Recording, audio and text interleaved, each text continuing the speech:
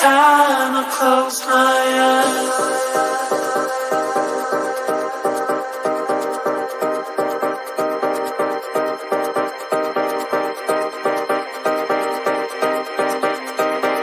every time I close my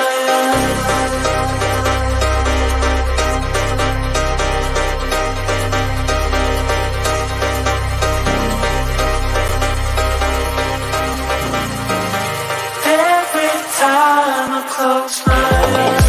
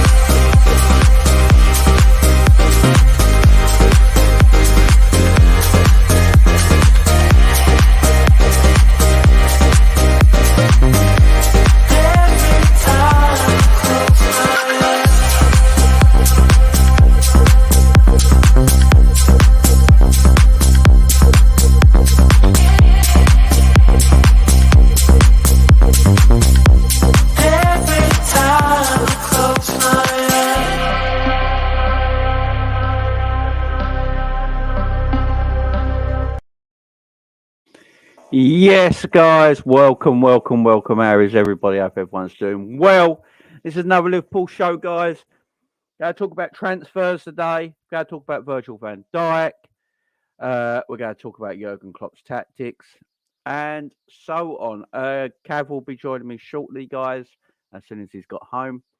But big up to everyone. How's everyone doing? Hope we're all doing good.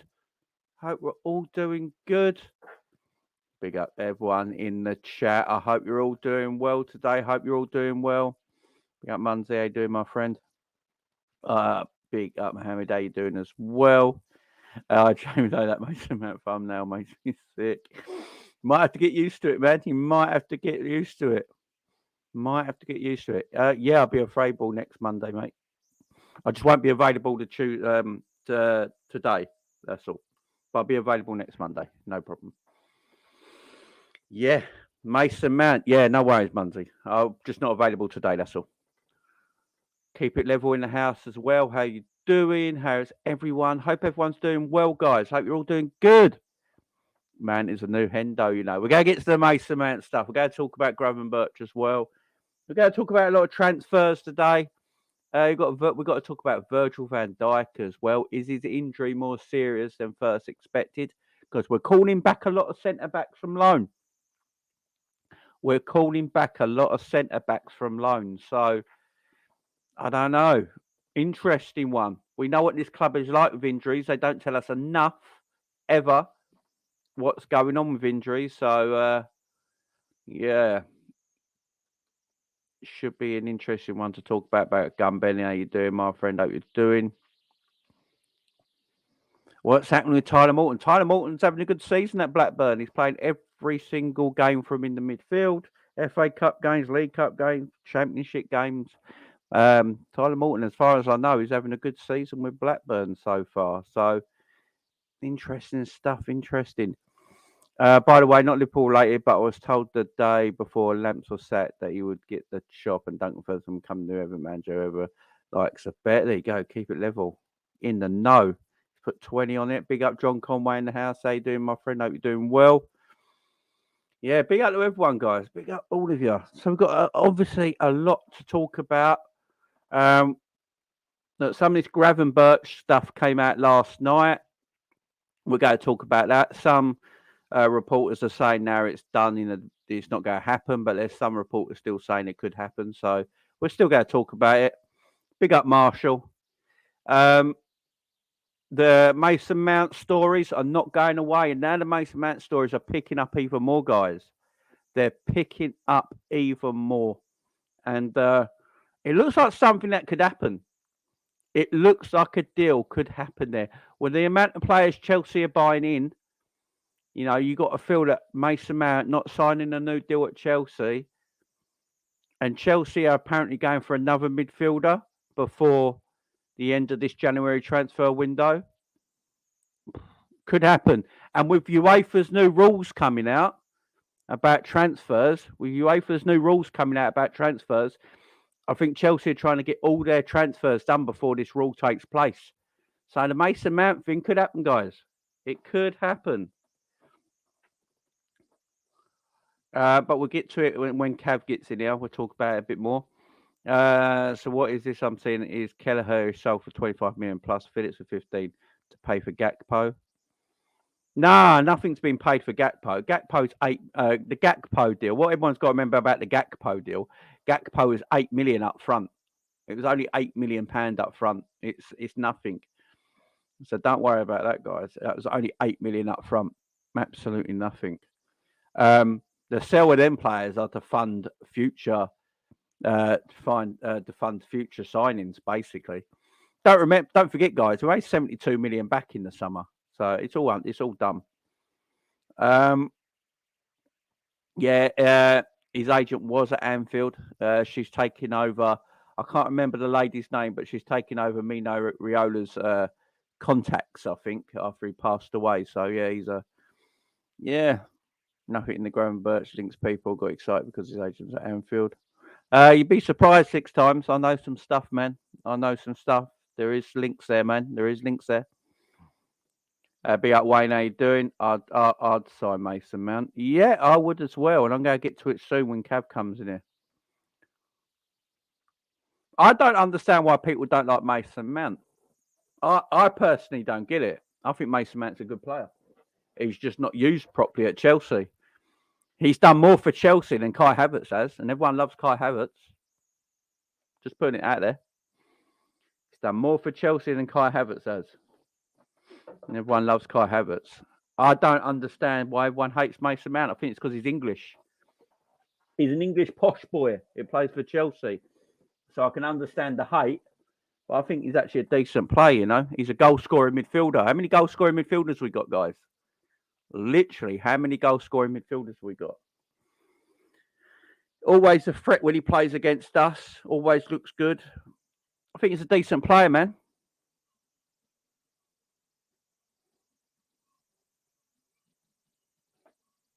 I think I see a lot in Mason Mount, guys. I see a lot in Gravenberch as well. You know, the Gravenberch deal. I got told about the Gravenberch deal last week, and then I saw links go up last night. So yeah, I think there's something there, man. I think there's something there. Remember, Liverpool tried to get him before. It's not like Liverpool have never been able to get him before. So he's not playing for Bayern Munich. I think he's only played 6 games all season. 8 games, or started 6 games all season. He's not wanted at Bayern Munich. I don't know why. And Bayern Munich are now buying. Don't forget, Bayern Munich are now getting that player we was after for free in the summer. What's his name? From Leipzig. Can't remember the midfielder's name right now. It's got off the top of my head. But they're getting him for free in the summer. So Gravenberch might not be needed, guys. Gravenberch might not be needed. So there is possibilities there. And it won't be expensive either. The Mason Mount stuff. Yeah, Lima, that's it. There you go. You guys got it. I knew you guys would know. That's why you were here, see? Conrad Lima. There you go. Big up to you. Yeah, so Conrad Lima's going to Bayern Munich on a free. So he's a central midfielder. You got to think if Gravenberch ain't starting games, if they're bringing in another midfielder in, you'd say that's it for Gravenberch. So it's possible that Liverpool go in for him, and I can see it happening as well because he's a player that Liverpool have been after and looked at for a few years now. You know, even when he was a teenager, Liverpool were looking at him. So there's a lot to, you know, there is lots of the rumours. You know, sometimes rumours don't just start out of thin air. We've got to remember that. Sometimes rumours just don't start out of thin air. Sometimes there is a reason for a rumour. Now, obviously, his agent was at Anfield. Now, she was there for a reason. She didn't just, we got to remember, she didn't just turn up. She just didn't, well, I'm going to go to Anfield today as a special guest. She just didn't just turn up for no reason. She's there for a reason. You've got to remember Jamie, would you bench Salah for the game against Brighton? I would. I would start Elliott, Gakpo, and Nunes. Salah. Performance has been dreadful. Honestly, I probably would, my man. We'll get to that though when I do the. I'll probably do a predictions video tomorrow or Thursday. So when I do my predictions video, we'll go into that honestly. But thank you very much for the super chat as always, my friend. And Jamie, who's your ideal midfielder? Steven Gerrard. Can we clone him? Can we take some DNA out of Steven Gerrard and clone a new Gerrard? Because that'd be perfect. The job done. A Kevin De Bruyne, Steven Gerrard type of midfielder. I like box to box goal scoring midfielders. That's what I like. I like box to box goal scoring midfielders who can control games of football. Can take over a game of football and win you a match from midfield. Like Stevie used to do. Stevie's box to box. He could defend 1 minute, then the next minute he's scoring from 25 yards out, and running the game. They're the sort of midfielders I like. Some people like the ticky-tacky technical midfielders that get the ball and play little triangles all over the pitch. I like a Kevin De Bruyne type of midfield, box to box, can defend, can attack, can score from anywhere, can pass from anywhere, is full of energy and power. Yeah, them sort of midfielders, man. That's what I want. They're the kind of midfielders I like. I think that's what Liverpool need as well. Liverpool have got none of them in their midfield. None. Big up, Bruno. How you doing, my friend? The legend that is Bruno in the house.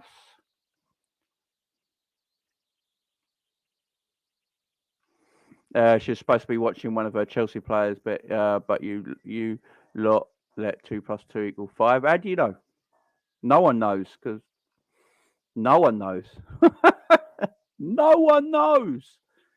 No one knows why she was there. We're just guessing.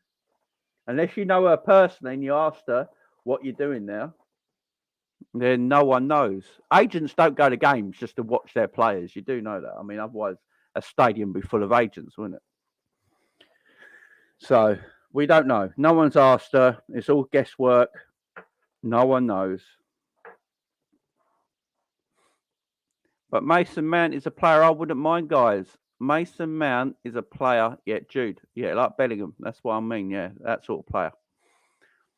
Mason Mount's a player I like. I've been saying it for a while. I argue with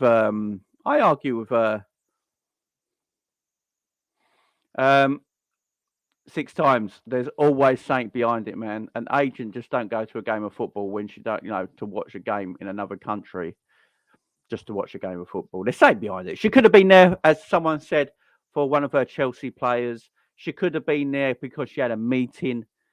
We don't know. We don't know. It's all guesswork from everybody. No one really knows. Yeah, exactly. She's looking for Tyler Morton. Jamie, will LFC sign anyone this window, and should Doak start? I don't think Liverpool sign anyone this window. I think everything is looking to the summer now. I honestly don't think they're going to sign. I don't think they're going to sign anything, guys. Anyone.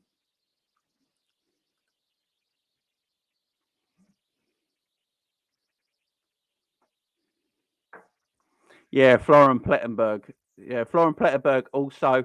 What we got to remember 6 times and everyone about Florian Plettenberg.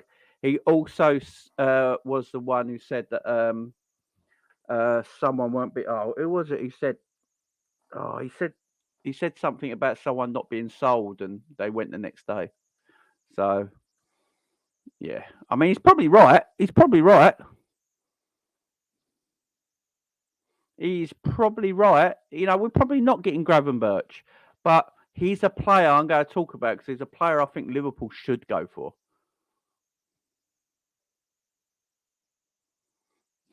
Jesus. He's a player everyone should be going for. I don't understand why Liverpool haven't even gone for Gravenberch. He's a player. These are the players Liverpool should be going for. Why they take so long to do things, I don't know. Why is there links for Gravenberch on loan when Liverpool were looking at him 18 months ago to actually buy him as a player, but then go to Bayern Munich for 20 million? And then you got links to loan him. Makes no sense. Yet again, this club makes no sense. 0 sense. I don't understand this club at the moment and the way we do business. It makes no sense to me. Gravenberch is a player Liverpool should have just bought 18 months ago for no money. But we let them go to other clubs and then go, oh, you know what? Now they've gone to that other club. We actually do want them. So let's go and get him. You know what I mean? It's mad. Yeah, exactly 6 times. Very serious. It's mad.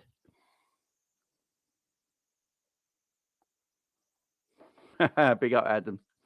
Big up. You crack on, my man. You crack on. Big up to you. That's the problem. We ain't serious as a football club at times. We are just not. We look at it like, what are we doing? What are we doing? Honestly, big up to you again with the super chat. PS, we need Agent Rafa back at Everton. Yeah, I think Rafa's done his work, man. Even before he left, Rafa did his work. He did the groundwork. Everton are going down. By the way, Everton's next Premier League game is against Liverpool. All singing are down to Klopp and Pep. That's why. I think you're right. The problem is when Liverpool asks, the price goes up. Thought Bobby was meant to be back weeks ago. Where is he? There's another thing about this football club. Injuries. We have no idea when anyone comes back from injuries. Absolutely none. You know, Klopp said, oh, Bobby should be out for a couple of games, 10 days. And now it's been like, what, 8 weeks? It's mad. Big up, Derek. How you doing? Greetings from Liverpool, Nova Scotia, Canada. Big up, Nova Scotia, Canada.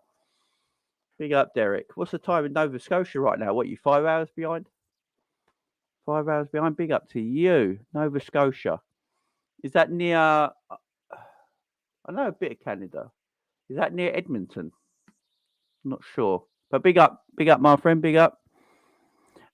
We need to do what Brighton does and look at the South American market. Got to give the young ones a chance someday. I exploring the unknown. I agree, my friend. I agree. Why is it all hearsay with the midfielders? You never see anything happen. City just signed Peroni for 8 mil. Another midfielder just done like that. Exactly, MJG. I don't understand why Liverpool don't. We don't sign players for. I don't know. I really don't know. We don't take risks in the transfer market. Like the club would see that as a risk. A player that plays in Brazil for 8 million that they don't know too much about. Our club would find it a risk, and they're not willing to risk in the transfer market. That is why we. This is what annoys me, guys. This is what annoys me. We have to take risks. This is why we get players after they've already gone somewhere else, because it's like, oh, that risk is worth it. Like Matheus Nunes. We didn't want to take the risk in buying Matheus Nunes. Yeah? So we let him go to Wolves. And now it's all coming out like Liverpool go and get Matheus Nunes in the summer from Wolves. It's because they've seen it's not a risk. So now they're all right to go and buy him. It's fucking mental and makes no sense. Just buy the player. We have got to make more risks in this transfer market. We really do. We need to make more risks, man. Take more risks. Guys, there's 143 people in here. Big up to everyone in the house. But there's only 32 likes. Why? Why is there only 32 likes? Press that fun button right now. Let's get these likes up to 100 instantly. Let's get these likes up to 100 instantly. There's 144 people in here. If you've not done it already, press that fun button right now underneath the video. It takes half a second to do. It's free to do. It just leaves a like on the video. Helps the channel grow. So, guys, hit that like button straight now, guys. There's 149 people in here. We should be on 100 likes. Come on, guys. Hit that fun button right now if you've not hit it already. Let's get them likes up. You're right there, Jamie. Won't be signing anyone else in midfield. We have 9 midfielders. Liverpool considers that more than enough. Can't get rid of anybody, so we won't get anybody in. I've been saying that for ages, I've been saying it for ages. This is the case with Liverpool.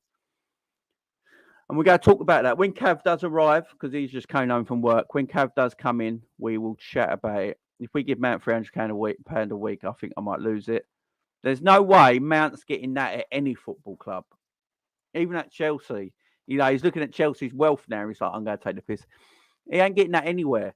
His agent has got to talk sense to the kid. And he's got to know he ain't getting that anywhere. So he either signs at Chelsea or he moves on. I think he moves on. It's like our transfer time doesn't trust a player when they're a small club and we're only considering them when they go to a bigger club. I agree. That's what it feels like to me as well. Yeah, they've signed another great RG talent. Everyone will turn this season around and score against us. You know it. I'm just all Liverpool out. I'll give in, James, just no logic to what's going on. I agree. He was 21. They didn't want to take a punt on him. I know, it's mad. Just take punts, man. We have got to start taking punts on players. We have got to take punts on players. We have just got to look at a player and go, right, if there's a risk in a player, yeah, it might be a risk. But guess what? He might be fucking great. Let's take that risk. But no, we go then, let the player go somewhere else and go, do you know what? We actually want him. And we go and get the player and he costs double what we would have paid for him before. It's fucking mental what we're doing in the transfer market right now. And it makes no sense for us. Yeah, Mason Mount won't get anywhere near 200 grand a week, no matter where he goes. One reason we won't sign Mount is due to his high wage demands. I just don't think he's getting the money wherever he goes. This is the problem for Mount. Mount's got to seriously think about what he wants. Big up to you, my friend. Mount's got to work out what he wants in life. He is not getting them wages wherever he goes. If Chelsea pay him them wages, then they're fucking mental. Absolute mental. Big up, guys. We're on 63 likes now, but there's 150 people in here. Again, let's get these likes up to 100. Hit that thumb button, guys. Right underneath the video right now. Hit that thumb. Let's get the likes up. Come on, guys. It helps the channel grow. You know, it helps the channel grow. Let's hit that like button. He's growing virtual hype. He's done nothing in Germany. Apparently, I was talking to someone last night, a Bayern Munich fan. They don't know why he doesn't play. Apparently, the managers just don't like him. I don't think he was a manager buy. I think Bayern Munich just bought him. You know, I think they just got him in because he was so cheap. I think they just looked at him and thought that's a great player to get in and just went and got him from Ajax. I don't think Nagelsmann actually wants him that much. Otherwise, he'd be playing more. And now they're going for Konrad Laimer, ain't they? They're going for Konrad Laimer for a free, who plays in the Gravenberch position. So again, unless they're letting players go, Gravenberch ain't going to see pitch. So he's one to look at. It's one to keep an eye on, guys, for the future. It's one to keep an eye on in the future. Big up, always exploring. Big up, Tom. Hope you guys are good. Hope Jen, Liz in the house. How you doing? Well, Liz. Big up to you. It's been a while. Hope you're doing well. Yeah, 160k at the least. Yeah, exactly. If you think like Hendo's on 160 grand a week right now, Mount 160 grand a week, yeah, seems about the right wage. Big up honesty. Again with a big super chat, my man, legend.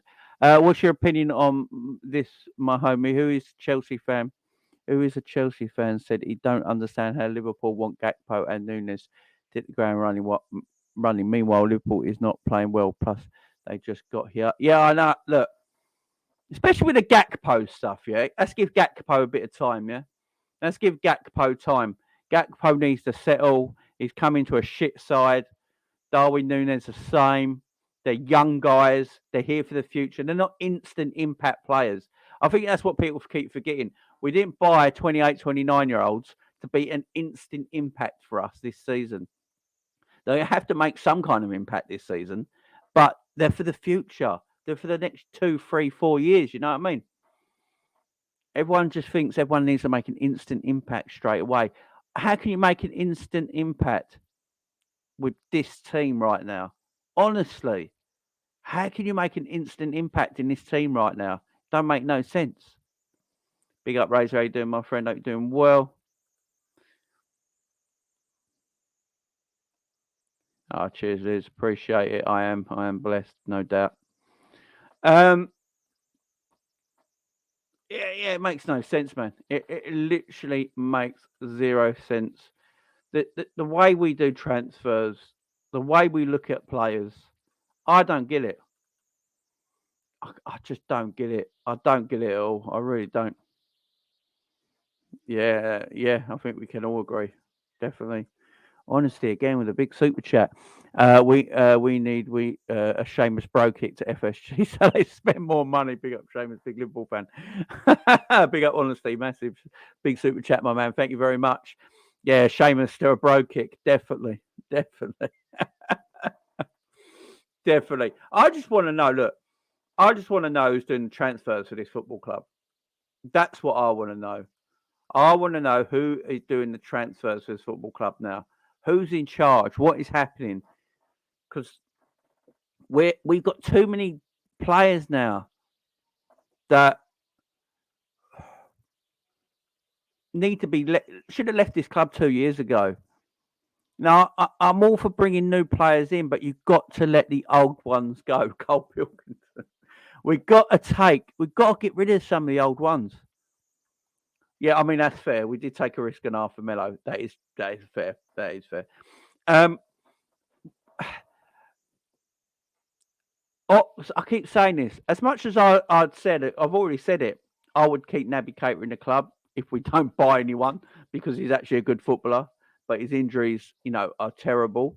But if we're really wanting to buy people in, if we're really wanting to invest and bring people into our problem area in midfield, then we're going to have to let go of people. We're going to have to let go of people.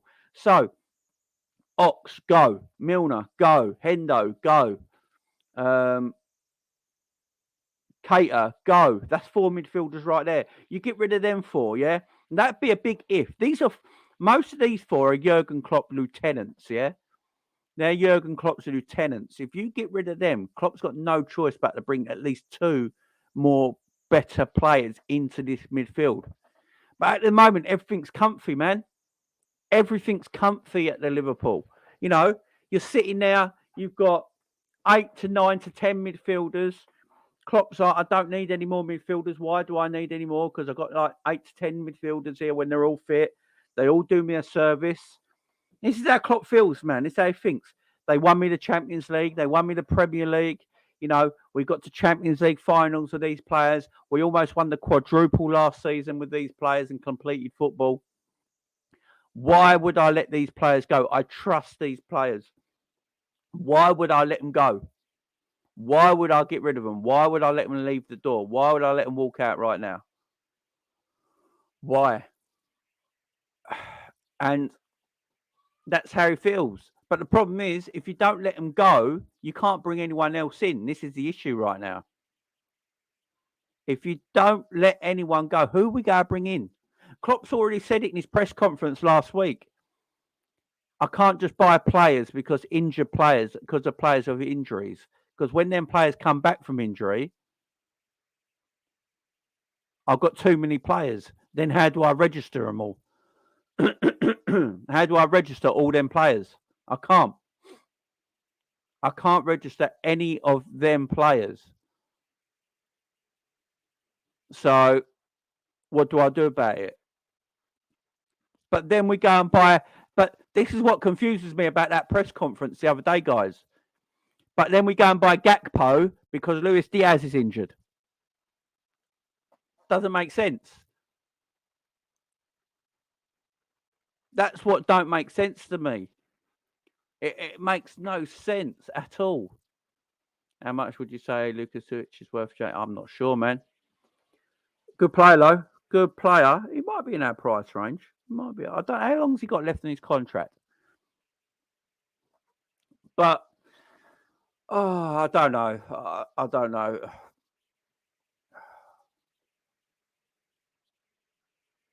It's mad. I mean, Gakpo is. I know, Aaron, yeah, because we paid the 8 million up front for Gakpo. But this is what I'm saying.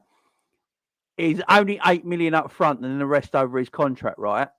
But then there's We went in for. We're apparently rumoured to be in for Enzo Fernandez, yeah, for 120 million buyout clause, yeah. But he went to Benfica for 10 million euros in the summer. So why didn't we go and get Enzo Fernandez for 10 million euros in the summer before Benfica did? If we got, it's only 2 million more than what Gakpo was. Do you know what I mean? So I think something don't make sense. Something doesn't make sense, and I think Scraps said it just now in the chat. Being up Scraps in the chat, he said we can't lose too many leaders, and I agree with that. But the problem is about the leadership now is that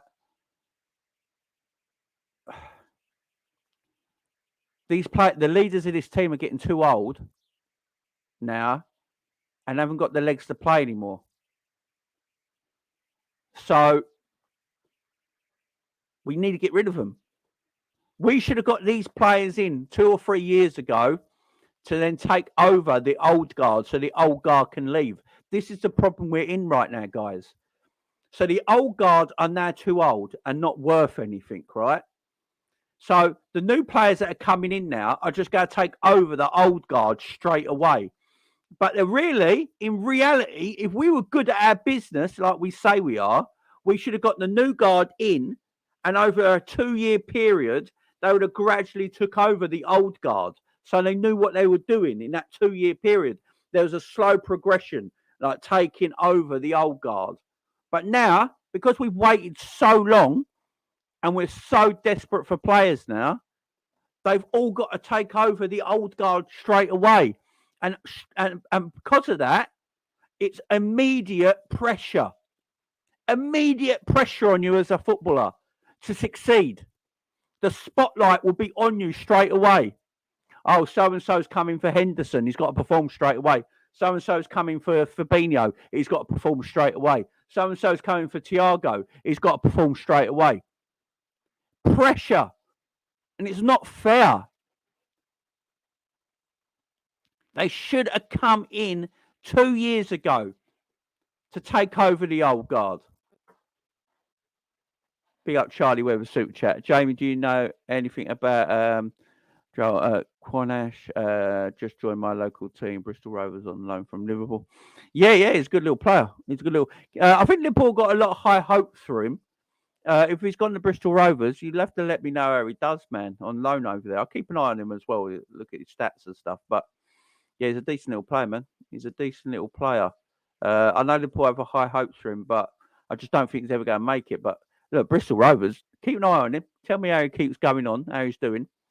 He's a decent little player, man. Decent little player. I know Liverpool got high hopes on, but yeah, I know a load about him. But yeah, Liverpool have high hopes on him. But then, with this youth team at Liverpool have a lot of high hopes on. Some of them are like, Jesus Christ, but yeah, I hope he has a good season over there. Look, Bristol Rovers might be his level. At the end of the day, that's probably his level. And if he does really well, he's going to have a good career. So big up to him. You know what I mean? Big up to him. But this is the thing, guys. We are now in a state where we are in a club. We're in a state of our thing right now is that we need players in ASAP, and they haven't got time to hit. They have to hit the ground running because this is what we've done. This is what we've done. We've waited till Hendo's 32 and he can't run no more. We've waited till Fabinho's 57 and he can't run no more. We've waited till Thiago's now in his 30s now with 1 year left on his deal. We've waited till Ox can't even walk anymore. Naby Keita going out of contract. Ox out of contract. Milner's 37. We have waited so long to buy midfielders in. We have waited so long to midfielders in. Any new midfielder that comes into this football club now has to take over the old guard straight away. And because of that, immediate pressure on them. Immediate pressure on them. And it's not fair. The club has done it wrong. Yeah, how you doing, my man? Hello, mate. All right. Sorry, I'm late. No, you're all right, man. You're all right. You're working. Yeah. You're good. I was out early this morning on site, and I thought I'd be back in time, but I got caught up with some things. So I rushed back. I made a coffee, whilst I got changed, and here I am. So there you go. Big up you, big mate. up everyone in the chat. Yeah, so we're basically just talking about big up to you. My friend couldn't agree with you more. Big up to you. So basically, I'm just talking about, like, there's obviously links about Gravenberch just yesterday. They look like they're falling away now. The Mason Mount stuff looks like it's picking up quite a lot. Like Liverpool look like they're very interested in Mason Mount. I don't mind Mason Mount. I know he's the most Marmite player I think I've ever seen in my life for football fans, not just Chelsea fans. Some people really like him. Some people just think he's like utter dog shit. So I'm one of them people like him. But what I was just speaking about there about the transfer stuff of our club right now is that things don't make sense to me. So we used to be a club that used to look to the future and know what's going on, right? And now I look at our team and look, we've got a lot of old legs in our midfield, yeah, and they're all our first team players. This is the problem. They're all our first team players and our leaders and our captains and so and so. For and everyone knows we need fresh blood in that midfield. You know, everyone knows. So anyone who comes in right now is basically taking over the old guard literally straight away, right? There's no. So what that does to these players, they're automatically putting the spotlight and under pressure, because you can see Sky Sports on a Super Sunday, a new player comes in, they're there to replace Hendo. Hendo's out the door now. Or immediately it's like, can you do what Hendo did for 12 years at Liverpool? You know what I mean? So straight away they're under pressure. Instead of like getting them 2 years ago and slowly progress them into the first team, you know, to take over the old guard eventually. It's like we did the same. Look, I think we've done it with done a bit of an injustice to Darwin. We let Mane go on the day Darwin came. He has to play, and then immediately everyone's like, "Well, he ain't Mane, is he?" And it's pressure on him straight away. You got Darwin a year ago, say, or you kept Mane for an extra year, and you slowly progressed Darwin into the team, knowing he's going to be Mane's replacement in a year's time. He'll be a better player for it, and then there won't be so much of a spotlight on him. That makes sense. Yeah, good point about the pressure that the players have coming in. You could look at it the other way and go, well, the guys coming in are replacing guys that aren't playing that well. So actually, they'll be praised regardless of how they perform. I mean, anybody coming in to take Henderson's place at the minute, you know, I don't think he's under a whole lot of pressure because the bar's so low, like in terms of performance. But I think, like, when you look at, you have to kind of break this down. When you look at the forward line, Darwin Núñez coming in, it would have been ideal if Mane was still here, yes, because, you know, they could both be there, and if Núñez didn't perform straight away, at least you'd still have Mane, who's been there, done it, you know, and you can just transition, give Núñez the time to settle, then Mane moves on, Núñez steps into the spotlight. But when you think about it, we kind of did that when we signed Luis Diaz. Luis Diaz comes in January, and we know that he was a summer target, and we brought it forward because of Spurs' interest. But he come in when Mane was still there, you know, and as it turns out, it kind of pushed him out of the position, and Mane went centre forward. But he was still there, so there was like 4 or 5 months of football there where they were both there before Mane moved on. And then if you think about it, and then you think about what they would have thought this season, bring Núñez in. And they could have maybe, if he didn't hit the ground running, put him as on the bench for most games and play Diaz, Jota, Firmino, Salah, and allow Núñez to sort of bed in. The trouble we've got is we lost Diaz and Jota, so Núñez has to play that, and that's the unfortunate situation. It's like I treat the forward line differently to the midfield conversation because, unlike the midfielders, you should have seen that they're not reliable. And you should have seen that they do a lot of running and that they probably would break down again. Whereas the forward line, I didn't quite expect Diaz and Jota to be injured and out for so long. Like you could maybe argue the Jota one because he did have like an injury during the summer, and then like he had that hamstring reoccur at the start of the season. So you're a bit like, okay, he might have missed some minutes, but then he strains his calf. I think it's in the City game, wasn't it? And that's not a reoccurrence of an old injury. That's just he's come back. He was in the red zone because he's still getting up to fitness. He was left on the pitch for too long, and he put a lot of miles in that game, and he ended up just pulling it. And then you lose him again. Whereas Diaz, no one expected him to get that injury. That's totally unfortunate. So I think just injuries is maybe been the reason why Núñez feels the pressure to come in and be an instant impact. And the same then goes for Gakpo, because Gakpo's coming in and we're all looking for a saviour at this point in the season. And we're looking for somebody to just come in and like just be a spark for us and turn this like these performances around and help us get results. It's not quite happened just yet, but still early days. But the pressure's there. Whereas the midfield, I'm a bit like, I kind of knew Ox weren't going to be available. I knew Keita weren't going to be available. I didn't see the drop off in Fabinho, but a lot of people had seen that he weren't as effective as he once was like a few years back. Henderson, it's pretty natural. Like Henderson's been at the top of his game because he puts in so much work. Like he isn't blessed with technical ability. He's reached where he has in the game because of his hard work. And at some point that's going to take its toll. Milner's an aging footballer. So we should have really prepared better for the midfield, because anybody coming in now is coming into a situation where everything is burning around him. You remember that meme when the guy walks in with a pizza and there's just flames everywhere? That's what's happening with the new guy coming in. So it is. I think it's pressure, but also at the same time, when we look at signings now, we've got to sign people that want that pressure. We've got to look towards people that, and Klopp says this himself, you don't want people that are on the train, you want people that push the train. And I think he's right. For us to get back to, winning Champions League, winning Premier Leagues, we need players that don't come into this club and go, oh, fucking hell, like the midfield around me is terrible. I've got to play every week. Like, of course, I'm not going to perform. I'd rather have the attitude, like, where people are coming in and going, if them guys are crap, cool, play me. I'll sort your situation out. I'll perform for you every single week. I'll be the one to drag this team forward. And if you get, a few of them people that have the quality and that attitude, then suddenly pressure's not a thing. Suddenly, they thrive under that pressure. And I think that's what we need. So, I think in bad times, there's always an opportunity, and that might just be it. Might just have to look, might be a player out there that we sign or comes through within, Bajcetic has had a couple of good games.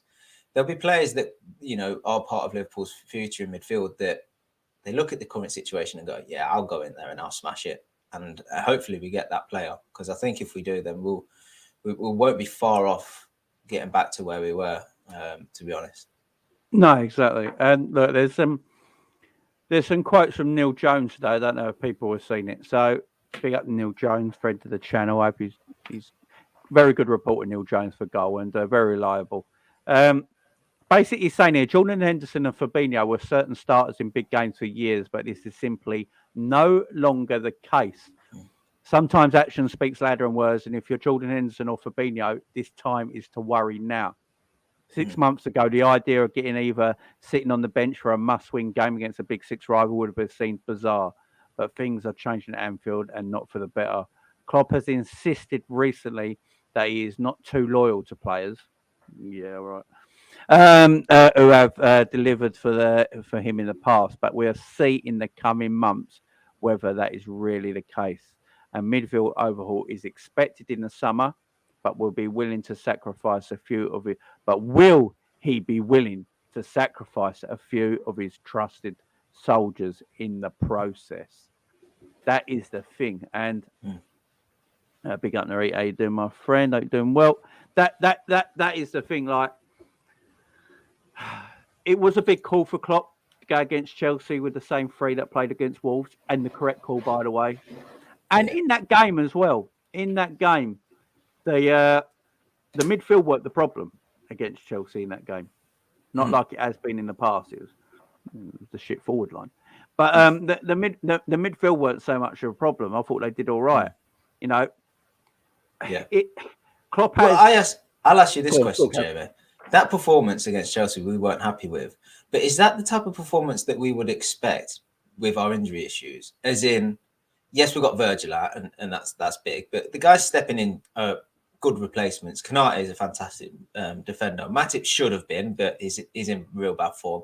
And Gomez, we always talk about, he's, title winning season, he was brilliant. We always talk about how much ability he's got and this and that, and that he's the best fourth choice centre back you can have.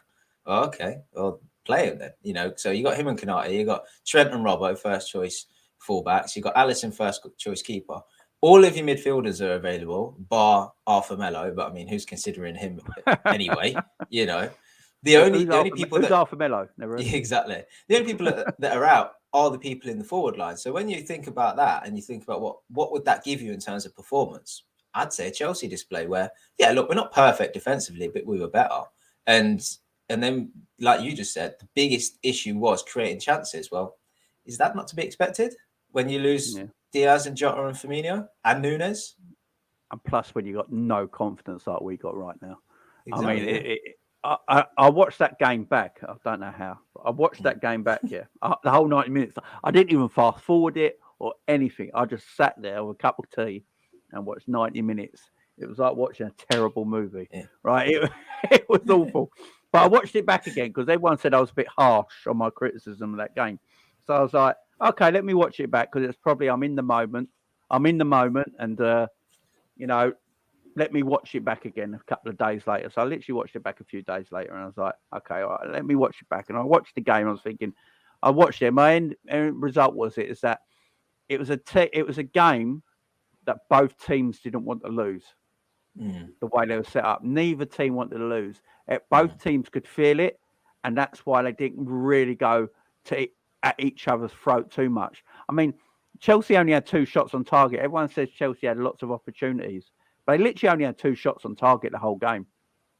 Alisson didn't actually have much to do. The only time they looked like really threatening is when Murdoch come on and started, going past people at will and dribbling in the box and being a real threat.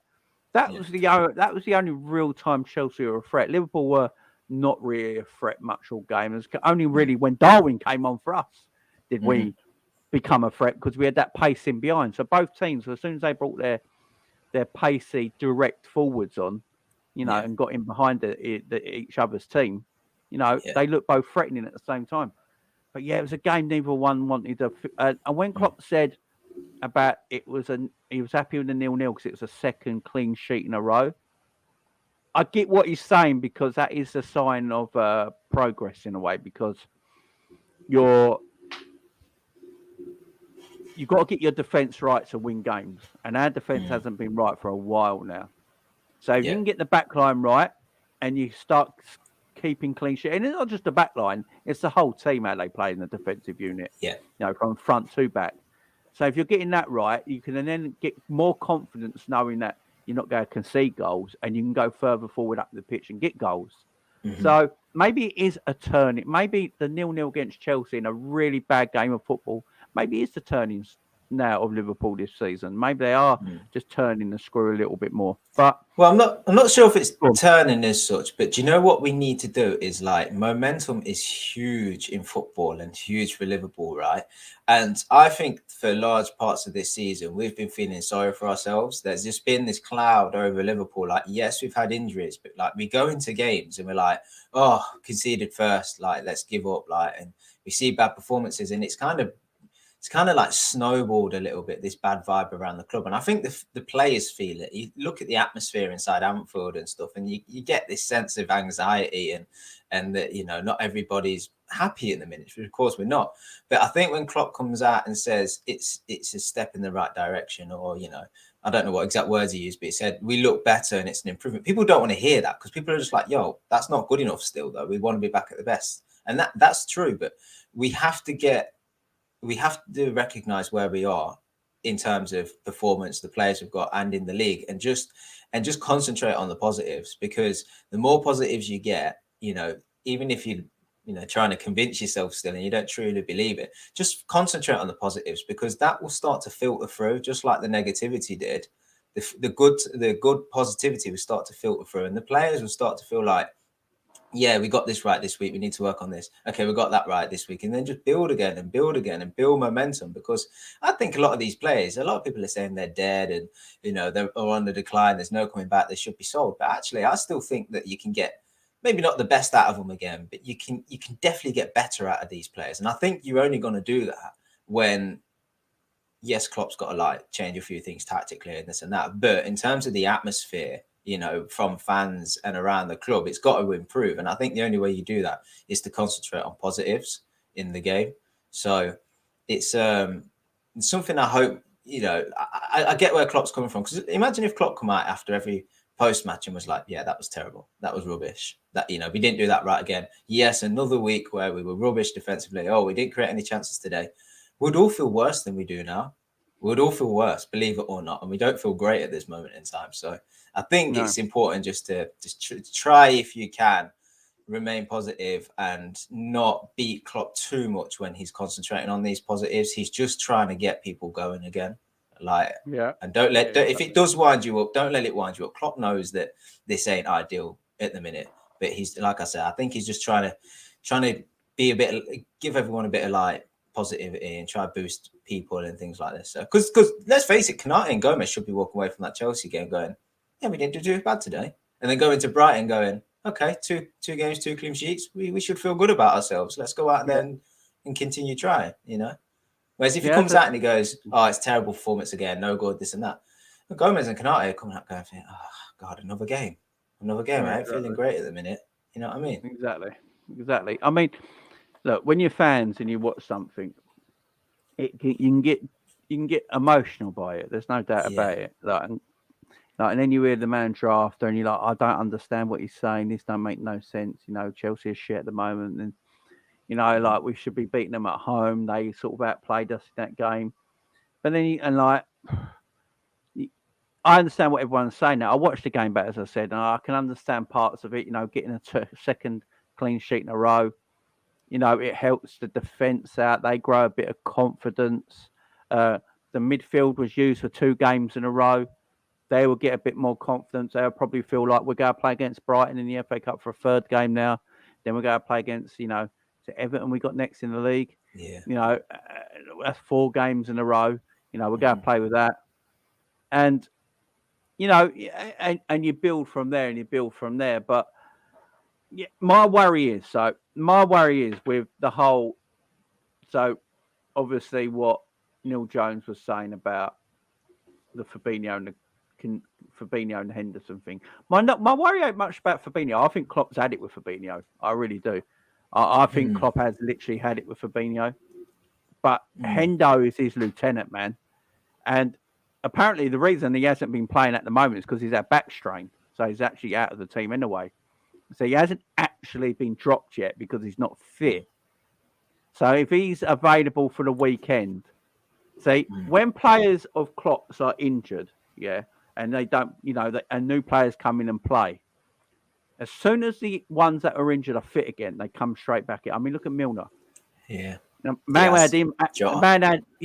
had hamstring injury. He's 37. He comes back and he's in the team, right? But what I will say about Milner, I'm not going to diss Milner as a player because Milner has performed when he's played. He's not one of these players who are just, you know, turning up and phoning it in. He's actually performing to the level he can perform at. So I won't diss Milner too much for that. But should he be playing? That's also the thing of it.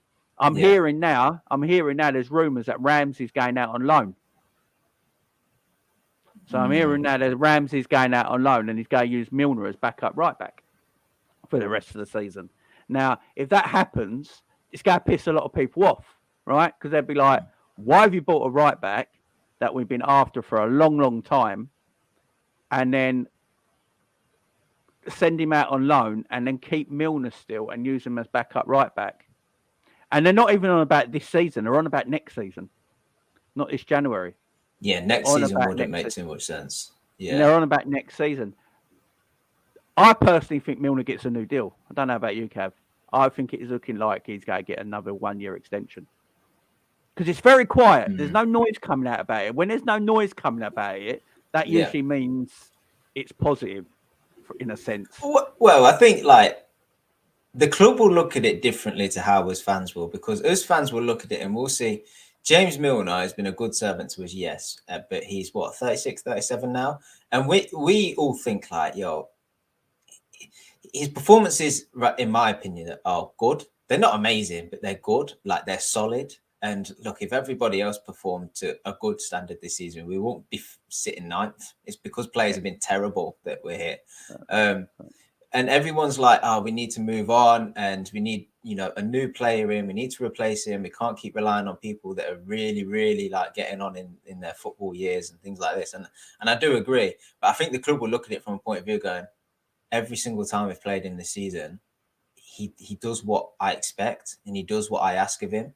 And then you think about like his off-field stuff and his leadership in the group and things like this. And then you think about how he conducts himself and the influence that has on the youngsters. I mean, remember Harvey Elliott when he first come into this squad and he was doing all this social media stuff and him, Milner and Henderson had to like, clip him around the ear and get him in line. And now Elliott's looking to have, like he's back on track and he's going to progress in his career. So there's a place for these generals in the squad. But I think the club will also then look at it in terms of like, he keeps taking reduced wages every time he signs on. And maybe this time around, it will look to be like a bit of a coaching role as well and do his badges or something. So I think the thing is, I'm probably the anomaly here, but I don't mind Milner signing another contract as long as we do the right stuff elsewhere in the squad. Like if Milner's still here next season and he still puts in the same performances, right? And I know I can rely on him for the odd game or two. I can rely on him in the cup competitions. I know he's one of the generals behind the team. I know he's not on mega money. Then I'm like, I'm fine as long as we sign other midfielders that are playing ahead of him. If we're signing him and he ends up playing as much as he's playing at the minute, I'm like, no, well, that's not what anybody wants. So we just have to wait to see. But I hope that if he does sign, that people don't start going at him because the criticism should be on the club, not on Milner. Milner's been unbelievable. I wish that every single player in our team had the attitude Milner has, because if they did, like I say, we won't be sitting in ninth. Yeah, exactly. That's a great point. I think the players have got away with it this season from being like all the attention's really on the ownerships and the manager and the coach, but nothing's really on the players are getting away with it. I'm gonna call these players out time and time again, man. They've been. I do think they let Klopp down a lot, and Klopp protects them far too much for my liking. He protects them too much. I've said it before. If you're a player for Jurgen Klopp, right, you are running for a wall for him because the way he talks about you, the way he protects you, the way he bigs you up. In that interview, that famous interview they did with the Anfield rap, when he's talking about all the midfielders and who I can get better, and he's naming players, he's naming Ox, Milner, Hendo, who can I get better than that? If you're one of them players, you're like, fucking hell. You're going to run for a brick wall for him, ain't you? Right? Of course. And as a player, and at this moment in time, they're not doing that. And they're letting him down at the same time. Right? But he should now call these players out. All right? I think it comes to a time where it's like, you don't have to call them out like physically, but you can like shout from out in the car park. Yeah, like shout. Like Mourinho does when a player's not performed, he basically names them, tells them how shit they are to the world. Yeah, right. I'm not meaning by that. But that's why Mourinho only lasts for 3 years at a club. Exactly. But what I think Klopp could do is do it in a different way of just dropping them. Dropping them from the team. Actions that way. Are going to speak louder than words. Yeah, exactly. Because you can say all this, and then if they play the following week, it means nothing, right? And this is where I'm at the moment. I don't think the players are playing for him properly. I don't think they're playing for him like they used to. It's like I don't believe all the players in our team are as dead as everyone makes them out to be. I really don't. I agree. I think they're not performing. I simply think they're not performing. Now we talk about injuries a lot as a team, yeah. Right now, we've only really got 4 injuries in our whole team, right? In our whole team, we've only got 4 injuries. I think it's Virgil, Diaz, Jota, and Bobby. I am not counting Firmino. So we've got 4 injuries at the moment in our whole team, yeah? You're telling me every single player in our squad is dead and can't do it no more? There's something not going on right. They're not performing. Look, is Mo Salah performing to anyone right now? I mean, we've got to have a conversation about Mo Salah. Let's go about it. Right, Mo Salah. I don't know what we're doing, Mo. I think this is what I said yesterday. If anyone didn't watch it. Yesterday, I was saying about Mo is I'm on the verge of selling him. I really am. But I want to test him first. Mo has got the biggest security blanket on out of every player in his football club because there's no one to replace him, and he knows that. Right? So if he puts in a stinker one week, He's guaranteed to play the next week. He knows that because there's no one in the club who's going to be dropped for, right? Mm-hmm. He's got no direct replacement. Remember, it happened with Robbo. Robbo's performances started to drop, got dropped. Simicast came in the team, performed really well. Robbo was like, I'm not having that. Came back in and you saw the difference, yeah? Mo needs the same. And Klopp needs to tell Mo, look, Mo, you're not playing well at the moment, right? You're not scoring goals. You're not playing well. You're not contributing to the team. I'm going to play young Harvey there for a couple of games. Young Harvey is going to take your spot for a couple of games because he's giving me more at the moment, what I need. He's giving me the press. He's giving me the defensive work. You know, he's giving me more than you are at this moment in time, yeah? So you're going to drop for a couple of games. If Mo then doesn't get pissed off by a 19-year-old boy with curly hair taking his spot, right? Yeah. And doesn't come back and perform to the level he should be performing and just comes back into team, continues performing how he has been doing for the last 12 months, then for me, he has to be sold. Because that tells me it's not there in him anymore, if that makes sense. We need to test him. I think we need to test Mo. Goals he'll always score. Yeah. He's got 17 in all competitions this season. And I've been saying it for ages. If you just want a goal scorer, play him as a number 9. Because he isn't contributing enough as a right-sided winger, midfielder, whatever you want to call him right now, for the whole team in general. Mo's a really hard one. And I think this season, what we've done is because we've not played well, and I don't think there's really been a standout performer other than maybe Ali. No one's particularly played anywhere near their level, really, consistently. And throughout the season, we've analysed and maybe criticised individuals and what have you. And we're now the focus is on Salah, and I think it's difficult because I try and think back to another period in time where he's not had teammates around him, where it works. Like Salah basically is the system for Liverpool, isn't it? It was tailored around him. You know, it was tailored to get him into goal scoring areas where he could, go and score. And fair play to him. He made that happen because he was so good. Like when he come in that first season and he scored 44 goals. I think there was a recognition by Klopp and the coaching team that it was this guy's a good player. This guy is a physical beast, keeps himself fit all the time. He's such a good goal scorer. Of course, we've got to sort of tailor towards trying to get the best out of him. And a lot of the time, Mane sort of sacrificed himself for that. And Firmino also, and then obviously the Trent behind him, it was all kind of not all tailored towards, because we had options in our attack, but a large part of it was to try and get Salah into the right areas to get goals and stuff. But now that's not the case because it's a new team around him, effectively. Them forwards that are playing, Núñez and Gakpo now, they're not. I don't think they're being told, let alone had time to try and work on a system whereby they can get the most out of Salah. So Salah's now being sort of left in this position whereby he's out on the right wing and not everything's being sort of set up to help him.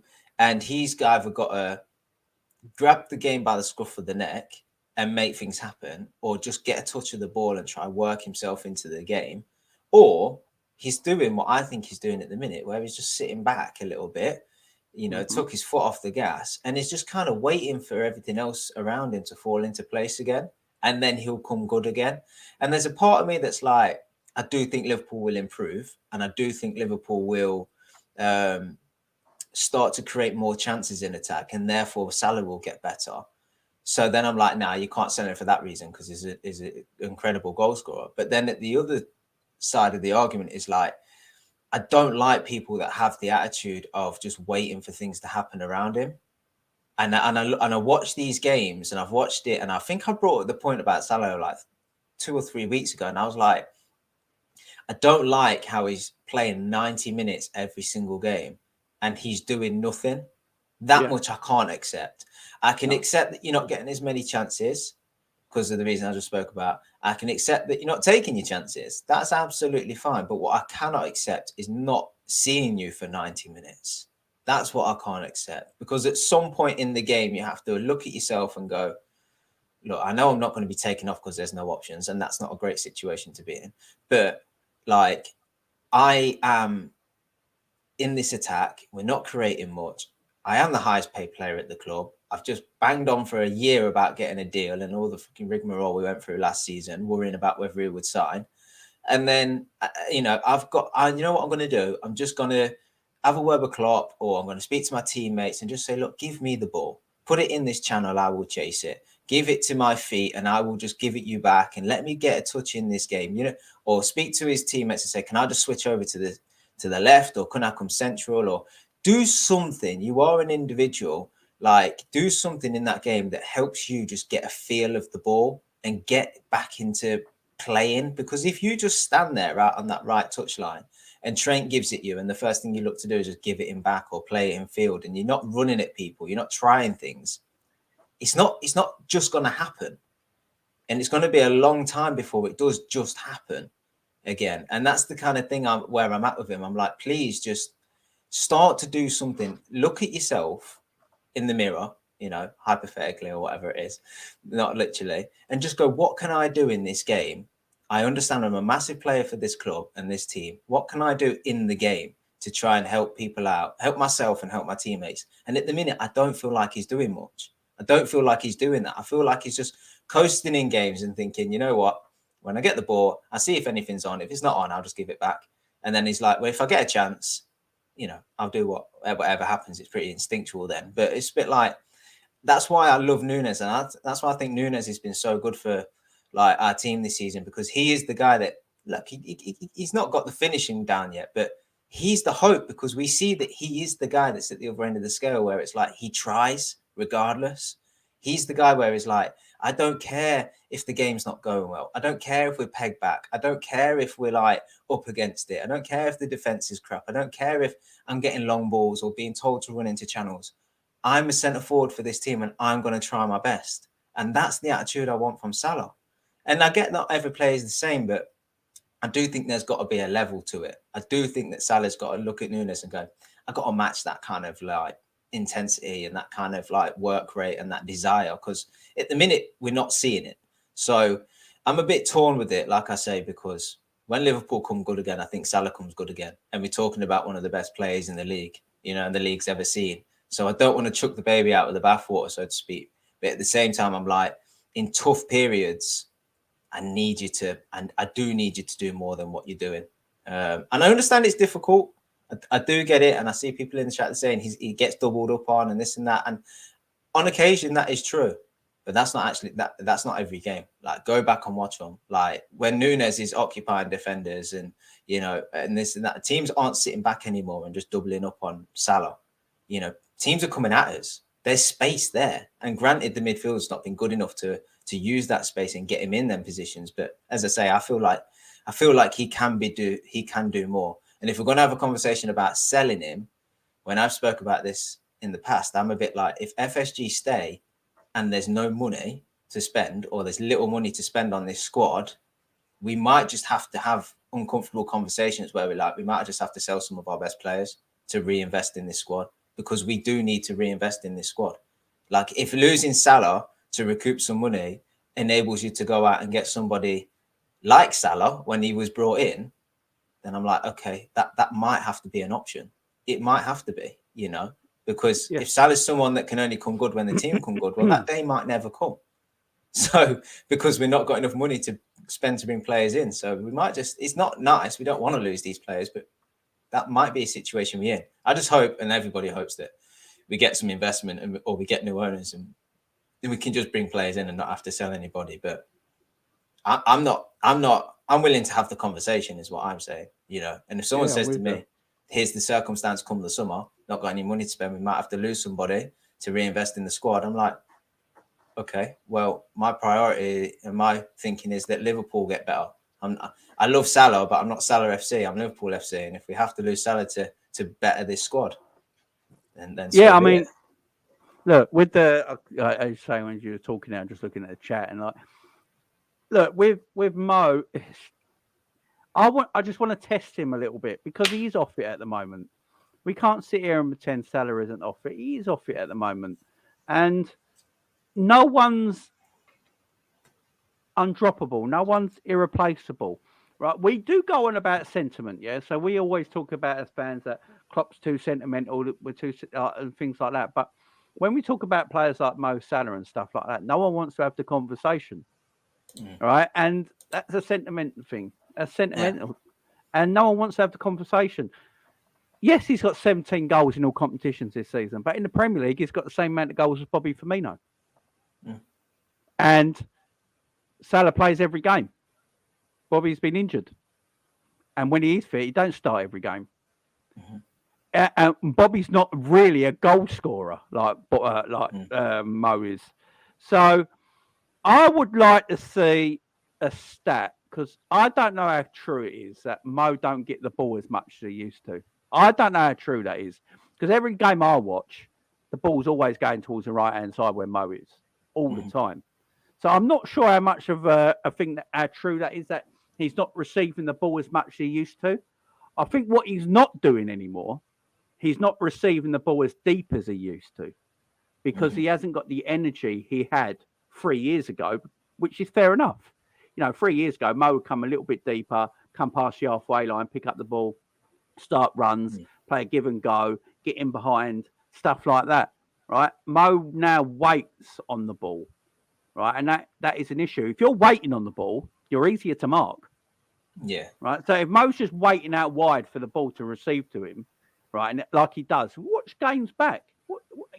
Mo sits back, waits for the ball to come to him. He comes to feet now.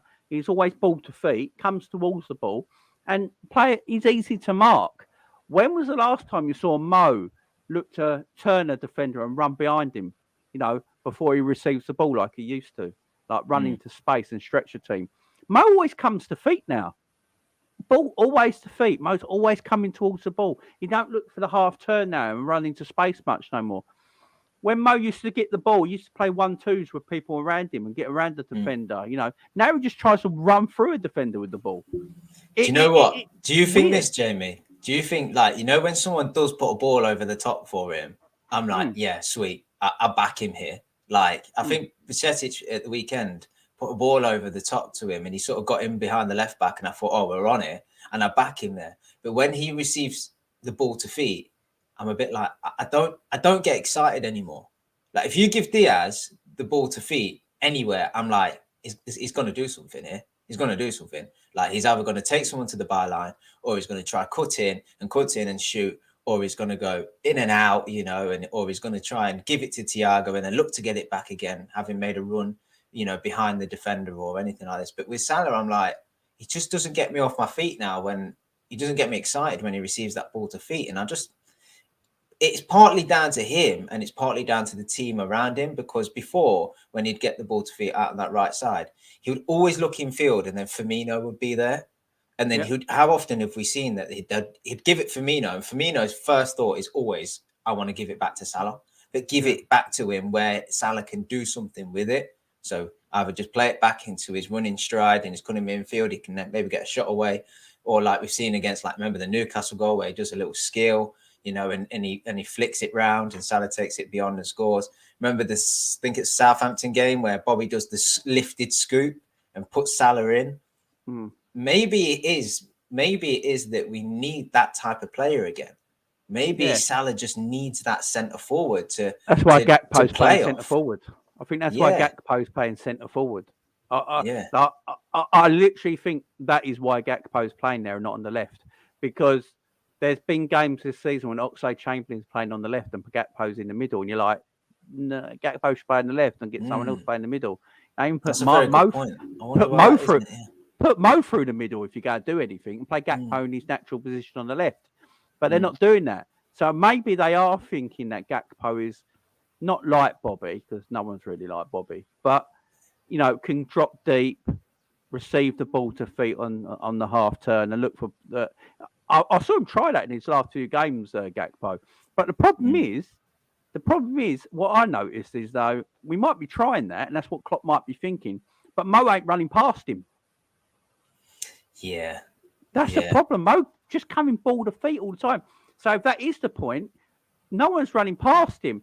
And I don't know if Darwin playing through the middle actually helps Mo, because Darwin's not going to be looking for Mo. Darwin wants to get on the end of things and run into space. Yeah. Right? Same as Mo does. Well, used to do anyway. So I don't actually know if Mo would help actually Darwin playing central. The two games before the World Cup, Darwin on the left, Bobby through the middle, and Mo through the right, was the best the front three have played for us since Diaz got injured. And it's because what Bobby does, he creates space around him, you know, and he's so good at it. And he knows how to do it because he's done it for 6-7 years now. We've got no one else in our team who knows how to do it. And this is why I'm saying I wouldn't mind Bobby signing a new deal, because we ain't got anyone else who can do that yet. And if the club think Gakpo is the person to do it, right, then give Bobby a new deal and let Gakpo learn off Bobby for the next 2 years, you know, and come in like bits and pieces, and be the next guy to do it. Because I was wondering that myself the other day when I was watching things back. When I was watching things back the other day, and I was like, why is Gakpo playing centrally and not, say, Chamberlain playing left? Why did then the other day Harvey Elliott plays left, but Gakpo is still through the middle and Mo's right? Because we know Mo can go centrally if needed, you know, and put Gakpo in his more natural position on the left-hand side and put Harvey Elliott on the right. That'd actually be more balanced and more natural for all the players. But he went Gakpo through the middle and Harvey on the left. Maybe he's thinking, maybe Gakpo is that player, like a Bobby type player that will help Mo. Yeah. But Mo's and even not if long term he sees Gakpo as like a false nine, he's probably looking at the physical attributes. And Gakpo, in fairness to him, he does have a good first touch, and he does try like the odd little like drag back and the odd like not Rabona, but like he tries a little intricate skill when it comes to passing, which can often like take a defender out of the game and stuff. We've not quite seen it yet because it's not been in the right areas and it's not come to anything, but you can see like in moments that he tries it. And maybe Klopp's just looking at that skill set and going, you're probably the closest thing I've got with all my options now to what Bobby was. And that Bobby got the best out of Salah. So maybe that's his thinking. But then you've also got to think about Elliott's role in this, because I often think when Salah picks up that ball and he picks his head up and Firmino's there and he's trying to do this link up, that Elliott's quite often occupying space in that sort of right channel, and he almost becomes not a distraction but an option, whereas that weren't before, because Henderson would always do an overlap and take the defender away. Rarely did you see Henderson underlap or kind of just sit on the edge of the 18-yard box looking to link up. He'd always offer himself, you know, and do this selfless run where he takes the defense away or takes one man away out of the defense. And then that leaves a little bit more space for Salah and Firmino to do his work. Whereas Elliott will always kind of linger in that area. And then he's not taking anyone away. He's not created any space. He's just really just looking to receive the ball and link up. But it then becomes too congested. And that link between Salah and Firmino becomes, you know, less effective. The space isn't there to exploit. And then also we think about the future, because the future, I love Bobby, but he's not going to, if he's here next season, he's probably not going to be here beyond that. So we really have to think about, you know, if Salah's going to stay and get the best out of him. And this is why a lot of people were thinking, well, we probably should have got somebody like an Nkunku or whatever, it's seemingly a bit more like Bobby. And maybe, and I hoped that maybe it would be, you know, Carvalho could maybe be molded into that. But that's not looking like the case at the minute. But Jota, well, when Jota come back, I never thought Jota was a particularly good link-up player. Very good goal scorer. Got the knack got the knack for getting goals. Really hard worker, makes really intelligent runs. But dropping deep and linking play, I didn't really feel like that was his game. But when he come back, I think it was Ajax the first time I really thought of, like, sat up and noticed it. His link-up was brilliant. I feel like it's been worked on, something they tried to work on with him, saying, look, you're an excellent number 9, excellent goal scorer, but we probably need more from you in the game in terms of linking up with your teammates and trying to get not only the best out yourself, but the best out of your other players, the other forwards. And it's such a shame that we lost him to injury. You know, hopefully he'll be back in a few weeks, because I feel like him coming back in, if he can start to do that link up again, he's probably going to be one of the catalysts for getting the best out of this attack again, whether that's Gakpo on the left or Nunes on the left or whatever. I think Jota is vitally important for us. And we might get to the end. I hope this is the case, that we get to the end of the season and we're like, you know what? He's never going to be as skillful and as techie as Bobby, but I hope that he retains that goal scoring knack and then also becomes a good link up like Bobby was. And then we've got that player there. Because if Jota doesn't do that, then I think we've got to look at what Nunes offers and just tailor it again. Just tailor the system again. Nunes ain't going to be that link man like Bobby was. So just probably rip up the script in how you want to attack in that sense, and then just come up with something new, come up with something a bit different. And this is my worry. So when we bought Gakpo, we get him in, right? And the news coming out of the football club at the time is they see Gakpo as a player that can play anywhere in the front line. And I'm like, no. It's like, you just because he has doesn't mean that he can. And you've scouted him. You obviously haven't just bought him, like, woke up one day and went, right, we'll go buy Gakpo from... You've scouted him. You've obviously been looking at him, right? And you know he majority plays left wing. That's where he wants to play. Yes, for the Dutch, he plays central and right because I think they try to just squeeze him into the team without dropping other players.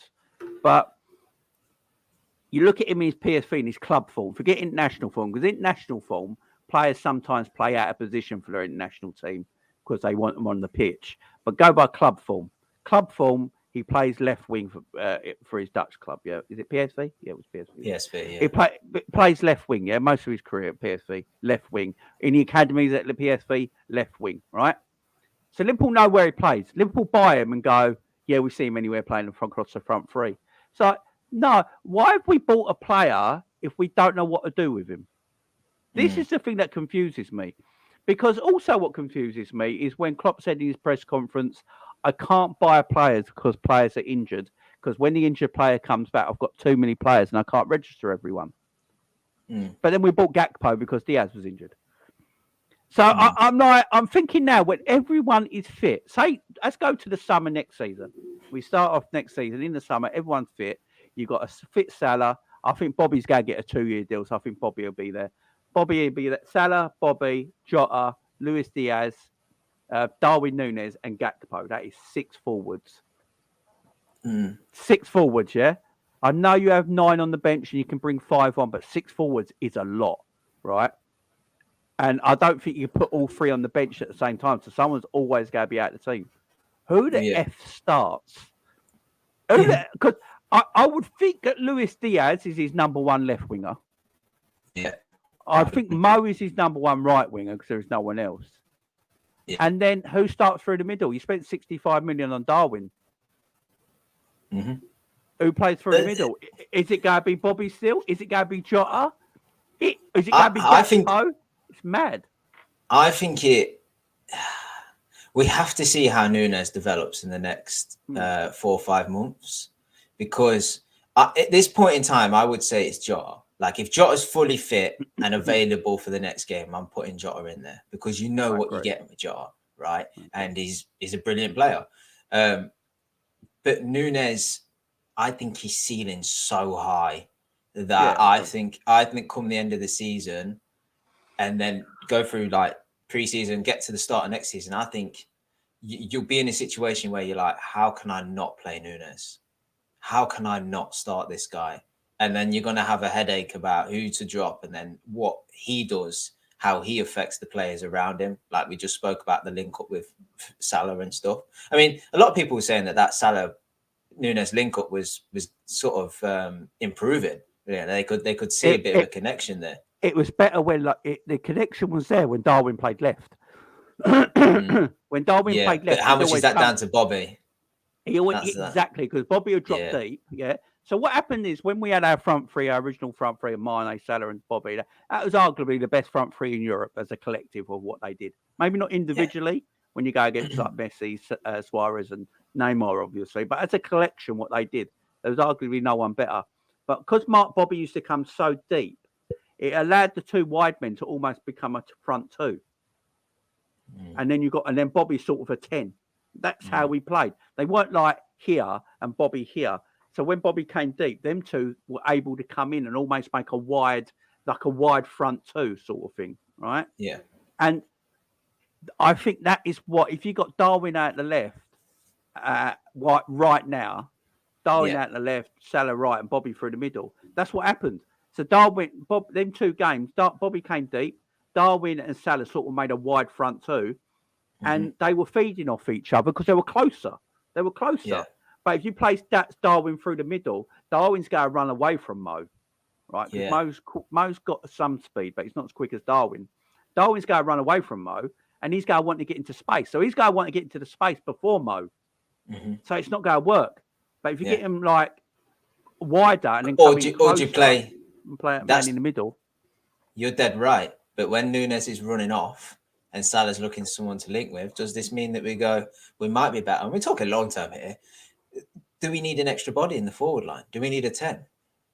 Or you just so when Salah's stretching the defence on the shoulder, but you recognise that Salah does need a link man to try and get the best out of him, as long as you don't have too many bodies in there, because it can get congested and you have to work on it, where players should be and what runs they should make. And then once one man makes a run where has a knock-on effect to where the other person falls in line and all of these kind of things, as long as they work on it, that might be the way that we go. And it would probably then make sense that we've got like someone like Gakpo. But I think what we've got to ask ourselves is, with Gakpo, Diaz, Jota, Nunes, Salah, they're all completely different players. Gakpo is the standout one for me. At this point in time, he doesn't seem like a Liverpool forward. Like, I don't think I've not seen enough yet to convince me that he'd be Bobby level as a false nine, which is what I think we need. And he's also not pacey and stuff, dynamic, runs in behind, works hard enough to be a left winger at this point in time. That could change. So then I'm like, well, where does he really fit in? And it might be, I think there's been a suggestion in the chat that we convert him into a 10 or you could say 10 or an 8. I mean, to be honest, like when Ox played as an 8, he weren't far off a 10. I mean, you're occupying pretty much the same area. So, it's not too dissimilar. You can have 4-3-3, and if one of your midfielders is more advanced, your central midfielder is more advanced, it becomes a double pivot with a 10. Then it's the same thing. Do you know what I mean? I wonder if the club are going to look at something like that, because I've been saying it for a while now, since Gakpo joined Liverpool. Even when he played at the World Cup, I remember being on Jerry James's show during the World Cup talking about Gakpo at the time, and it's before, there was no interest in Liverpool at the time. We were just picking him out, and I was like, he looks good, but I think he looks better centrally for the Dutch, but in a deeper position, not right up top. And I look at his attributes and I'm like, I don't know if he's quick enough to be a forward, right? Especially the way we want to play. Klopp, when he buys forwards, he usually buys quite pacey, quick forwards. Now, I know Jota's not the quickest, but as far as I'm concerned, Jota's a poacher, There's goals this season that I think Jota would have scored because he would have been in the box to score them. Well, I think the thing with Jota is, and it's like a really underestimated skill, that when he receives the ball, and I liken him to Suarez in this sense, when he receives the ball, his touch is usually good, never bounces off him. He runs with it, but he has such close ball control. But even when he loses it, he's so tenacious that he'll get it back. Like, he's not the sort of guy you tackle and the opposition's gone off. That Jota will get tackled, but the ball will fumble around. He's always got a chance to get it again. And I liken him to Suarez in that sense, because Suarez, would always look for that nutmeg. Half the time it won't come off, but he'd always seem to get away with the ball. And you couldn't quite work out how. And I don't really know how to explain it that well, but I feel like Jota has that kind of skill where it's like, I back him to run at people, even though he's not fast, but still get by them. And I don't quite know how. He's quite a good dribbler. He is quite a good mover with the ball. So, I love Jota. I think Jota is probably the biggest miss out of all the attackers this season. I like Luis Diaz, don't get me wrong. But I know Jota can get me at least 12 to 15 goals. I agree. I think he is a huge, huge miss. And when he came back, by the way, I know he didn't score in them 4 games after he came back of injury, but how good was he, though? He was ridiculously good in them games. And it was a shame that he got injured. Let's move on to some other things. So, Mason Mount. So, there's a lot of talk about Mason Mount today and yesterday. Obviously, Liverpool, a a lot of the Liverpool. I've seen a lot of the Liverpool media, a lot of the big Liverpool Twitter heads. You echo the Athletic. People that work for them, Dominic Lynch, and all these people are coming out now and saying Liverpool are actually very, very invested into Mason Mount. Now, they're looking at his contract situation. Mason Mount wants a ridiculous contract, right? He wants a ridiculous contract. He's going to have to realise he ain't going to get that anywhere he goes. He's not going to get the money he wants at Chelsea, and wherever he goes to another club, he's not. Has it been reported what the money is, Jay? So I've not seen. I've not seen. He wants 300 grand a week, right? And he ain't going to get it. I mean, he's not even going to get 200 grand a week. He's just not that kind of player, right? And I think he's going to have to realise that. Is this a byproduct for Chelsea, but signing so many players for so much money? Like they're literally spending £100 million on a winger and offering him an 8-year contract. Mason Mount's probably sitting there going, "Well, you've got money to spend, and you're offering out, and you're committing to 8 years of that expenditure." Because that's how they'll look at it. Like as fans, we look at like 100 grand a week, 8 years, right? But it can be looked at in another sense where you do 100 grand a week times 52 times 8 and whatever that. But they look at the year. They look at the yearly price. Yeah. They look at the yearly. So Mason Mount's probably thinking you've just invested like 300 million into Moydrick in terms of wages and transfer fee, signing on bonus, agent fee, and all these things. And then he's going, but you can't pay me. You can't pay me this amount and I'm already here. And that's maybe how he's looking at it. Scoring goals. Yeah, exactly. That's how all players look at it. Like they don't look like they do look at what the player as a package brings home. The yearly. They don't look at what they're making a week. They look at the yearly salary. Like if he's making 10 million a year, they want, well, why can't I get 10 million a year? Because I've been doing it for this club before they even turned up. So look, Mason Mount, I think he is the ultimate Marmite player. Some people really like him. Some people really hate him. Chelsea fans hate him. Some Chelsea fans don't mind him. I think if Mason Mount weren't English, I don't think he'd get a lot of stick. Like, I look at Kai Havertz, yeah? Kai Havertz came from a 70-odd million pound from Bayer Leverkusen. A lot of hype behind him, and he's done nothing in almost 3 years at Chelsea. Like, nothing. In fact, I'm going to go on record now. Timo Werner done more at Chelsea than Kai Havertz did. Kai Havertz is living off that Champions League winning goal. Literally living off it. The man's milking it like half a pint in a pub. You know what I mean? No, he does. He does pop up with goals. He's got. I think him and Mason Mount have got the same amount of goals in the same period, right? And he's a goal-scoring midfielder. I think he's a decent player. We haven't got any goal-scoring midfielders, and everyone keeps moaning that we need goal-scoring midfielders. Yeah. Mason Mount's a goal-scoring midfielder. I would have him.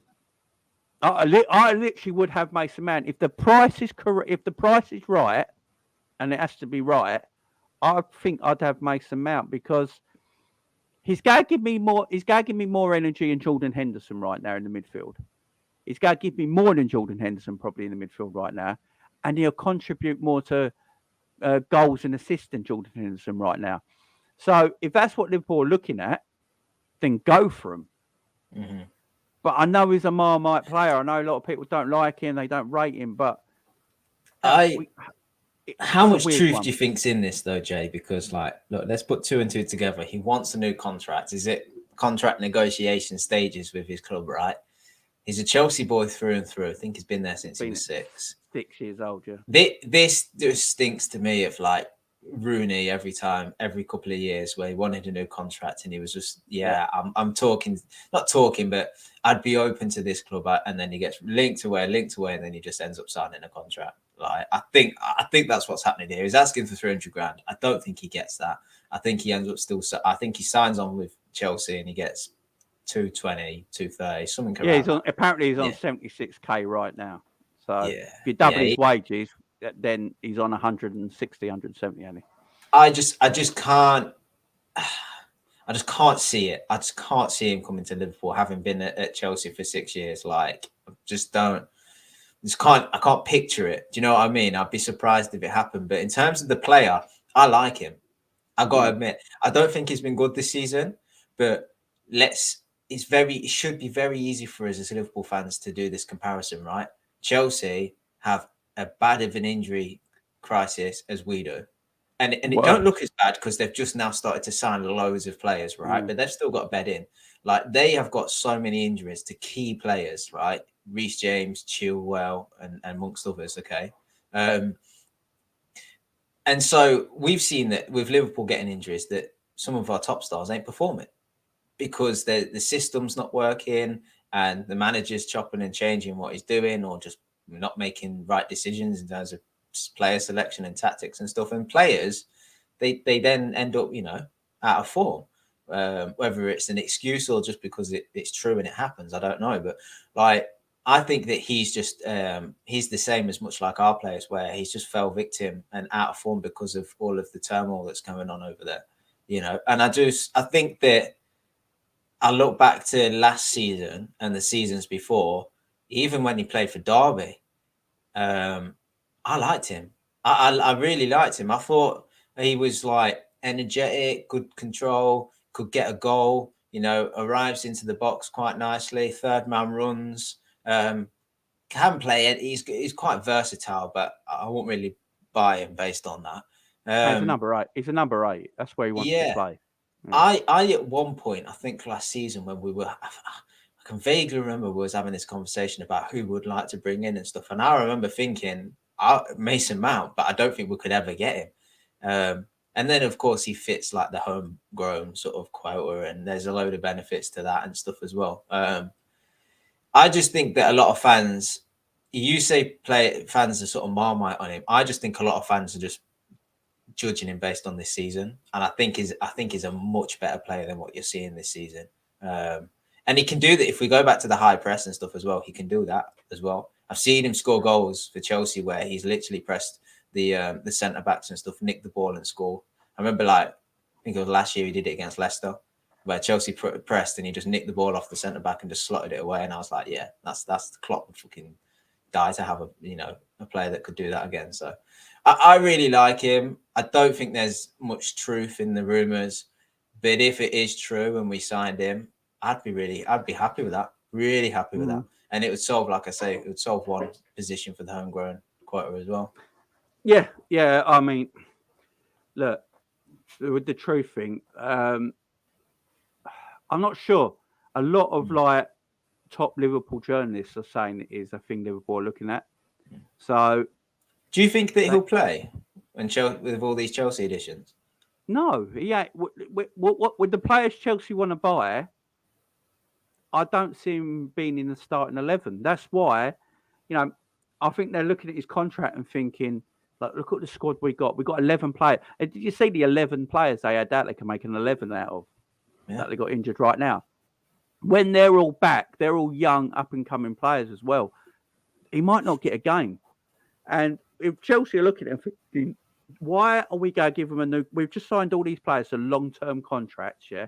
By the way, the reason Chelsea signed all these players to long-term contracts is to beat FF financial fair play, by the way.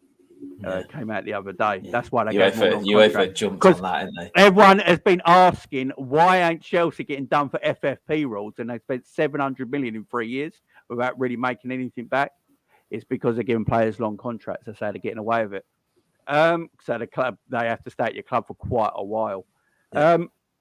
So I'm looking at Mount and thinking, Chelsea probably think we're giving long deals to players now that probably going to play in Mount's position. Mount really wants to play the 8, but they play more advanced sometimes. I think playing a 3 at the back don't suit him either. In the system Graham Potter's playing right now. You play him in a 4-3-3 as the advanced 8. I think he'll be all right. Look, do you know what he reminds me of? It reminds me of Oxlade-Chamberlain when we first bought him. That's who I'd say he's the sort of player he could remind me of. We got Ox from Arsenal. He was playing on the wing for Arsenal all the time. We bought him and went, right, you're a number 8. He played in our midfield 3. And he was that midfielder that, got shots off from distance, got in the box and scored goals, had a long pass on him, could run with the ball. And probably that's what they're looking at Mount. If possible, they're probably thinking, you know what? He could do that. He's English. He does the quota. He's not going to be bad for a price. And I reckon Chelsea will do business as well. I think Bowley's looking at him thinking, he probably don't give a shit. He's like, I'll just get another player in. It don't matter right now. He'd have to be an 8 though, wouldn't he? Yeah, he'd have to be an 8. He ain't playing anywhere else but a number 8. And he wants to play there. But I think 3 at the back for Chelsea sometimes when they play that. Or because they go from 3 at the back to 4 at the back during the game, don't they? And I don't think he knows his position in this Chelsea team right now. Yeah. I don't think he's the type of guy you rely on as the focal point to sort of create and get goals. But he's a very good supplement to an attack, is what I would say. He'll get in the box. How many of our midfielders get in the box? What midfielder? And he works hard. And I think gets in the box. I think his injury record's pretty good as well. I mean, I've not looked at it. I'm just going off like what I know from memory. But he always seemingly fit, available. You know. No, I'd rather Jacob Ramsey as well, but I think it'd probably be easier to get Mount than Jacob Ramsey from Villa. I think it's I do close. like Jacob Ramsey. I think it's close. Mount comes with Champions League experience and everything as well. You know, let's not underestimate all of that. You know, Ramsey's a good player, but he's played for Villa.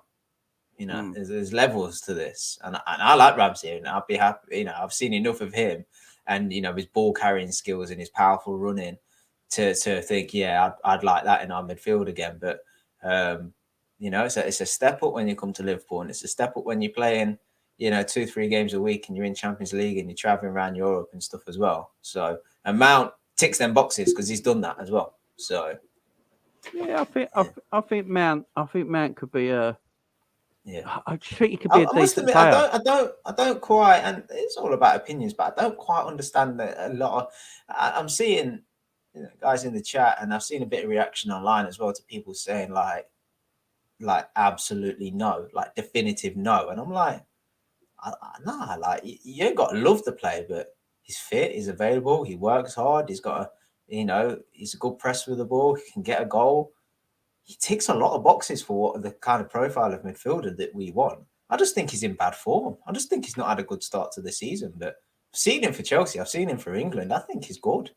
I think you know, get him in the right position, get not the right players around him. Like I say, I think he'll work with any sort of player around him. But to get the best, I wouldn't say to get the best out of him, but I think he can help get the best out of others. I think he would do a lot of work and get into a lot of areas and be a good passer with the ball and late runs into the box and stuff that you'd start to look at our attack and go, yeah, he's a good addition to it.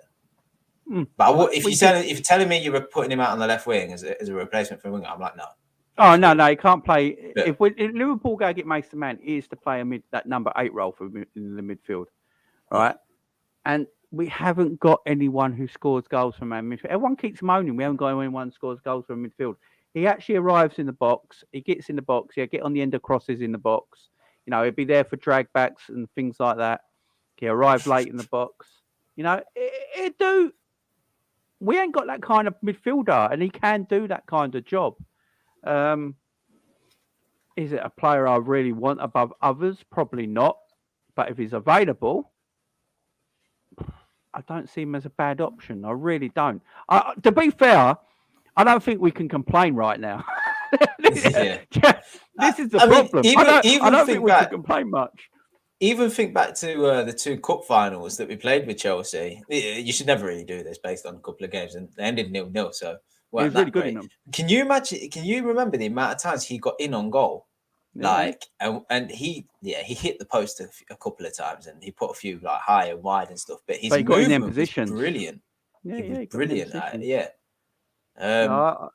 Look, I'll get up his stats because I think it's been asked in the. Get up his stats as a midfielder. I don't think his stats are too bad. The stats, well, okay, they're better than I thought they would be. Do you want me to share this? Yeah. Let me. He's not his stats ain't too bad, man. His stats ain't too bad. Right, here we go. Right, let me zoom in. This is last season. 32 games in the league, already positive for us. Someone that actually is a frigging available. 11 goals, 10 assists. That ain't bad, you know. Not bad at all, really, is it? That's an English midfielder playing in the Premier League. That is 22 GA in 32 games. Yeah. 21 GA in 32 games. That's 1 in 2. And he's a midfielder. That ain't bad. Yeah. Look at that. That's what I'm saying. He's not the main focal point of your attack, but he's a really good addition to attack if you can get a fourth man in there. He got 16 assists last season. 13 goals in 53 games. That's mad. Yeah. That's not mad. Maybe not. Someone just put a name in the chat, and it kind of got me thinking. No, he's not as silky, and he don't do the Cruyff turns. But is he like the new sort of Lallana? Maybe. Oh, Lallana was a good player, man. Lallana was a good player, but Lallana just didn't get goals where he does. That's the thing. Yeah. You look at Lallana now. Lallana looks a better player at Brighton than he ever was at Liverpool, and he looks younger. I don't know how that works, but yeah, obviously at that time, I think for Chelsea, they weren't playing mostly as a midfielder. He's more like that advanced, like wide area winger or number 10. But you drop him back a little bit. Maybe his goals might not be as much, but season before. That just shows the ability he's got. He's got ability. Yeah, he didn't have such a good season the year before, but 6 and 6 and 6 and 6. Yeah, if you're getting that from your number 8, you're pretty happy. And he played 36, so he missed 2 games in the entire season. I mean, 9. Look, he had 18. He's at 18 GA in 54 games. That ain't bad for a midfielder. He's obviously got talent. Yeah, we can't. He doesn't. He obviously has got an eye for goal. And he's got an assist on him, even if it is from corners or free kicks, they're still assists, So, because we can't take that away from him. Otherwise, if we start taking that away from him, we've got to take everything Trent does away. We can't play that game. So, I personally think that when we look at midfield options, which we've done all season, right, because of the injury issues, but we would look at someone from I don't know, like the Eredivisie or like Serie A and stuff that you've never heard of, right? And you'll go on YouTube and watch highlights, and then you'll check stats. And if someone had these kind of stats and was like, wow, they play almost every single game of the season and they get a goal or assist every 1 in 2 or 1 in 3 games, you'll be like, yeah, I'm all over that. But because it's Mason Mount and we've seen him and he's not been good this season, we're like, nah, definitely won't work well. I know stats aren't everything, but I think they're good for that type of midfielder. Yeah, I mean, even if he is playing more advanced for Chelsea, then he wants more playing than 8. It just shows he still has ability, though. He's got ability, and he can score a goal, he can pass, he can assist. And how many of them have we got in our midfield? I mean, look, get Henderson stats up. Let's get Endo, because Endo plays in the 8. Let's go for a player that we'd want to play in the 8 to a player that plays in that 8 right now. All right, let's look at Hendo's. Do we have to? Yeah. Right. I just. Yo, whatever comes up, this is not me against my captain. This is not my. Let's have a look. Oh shit, I've gone too far.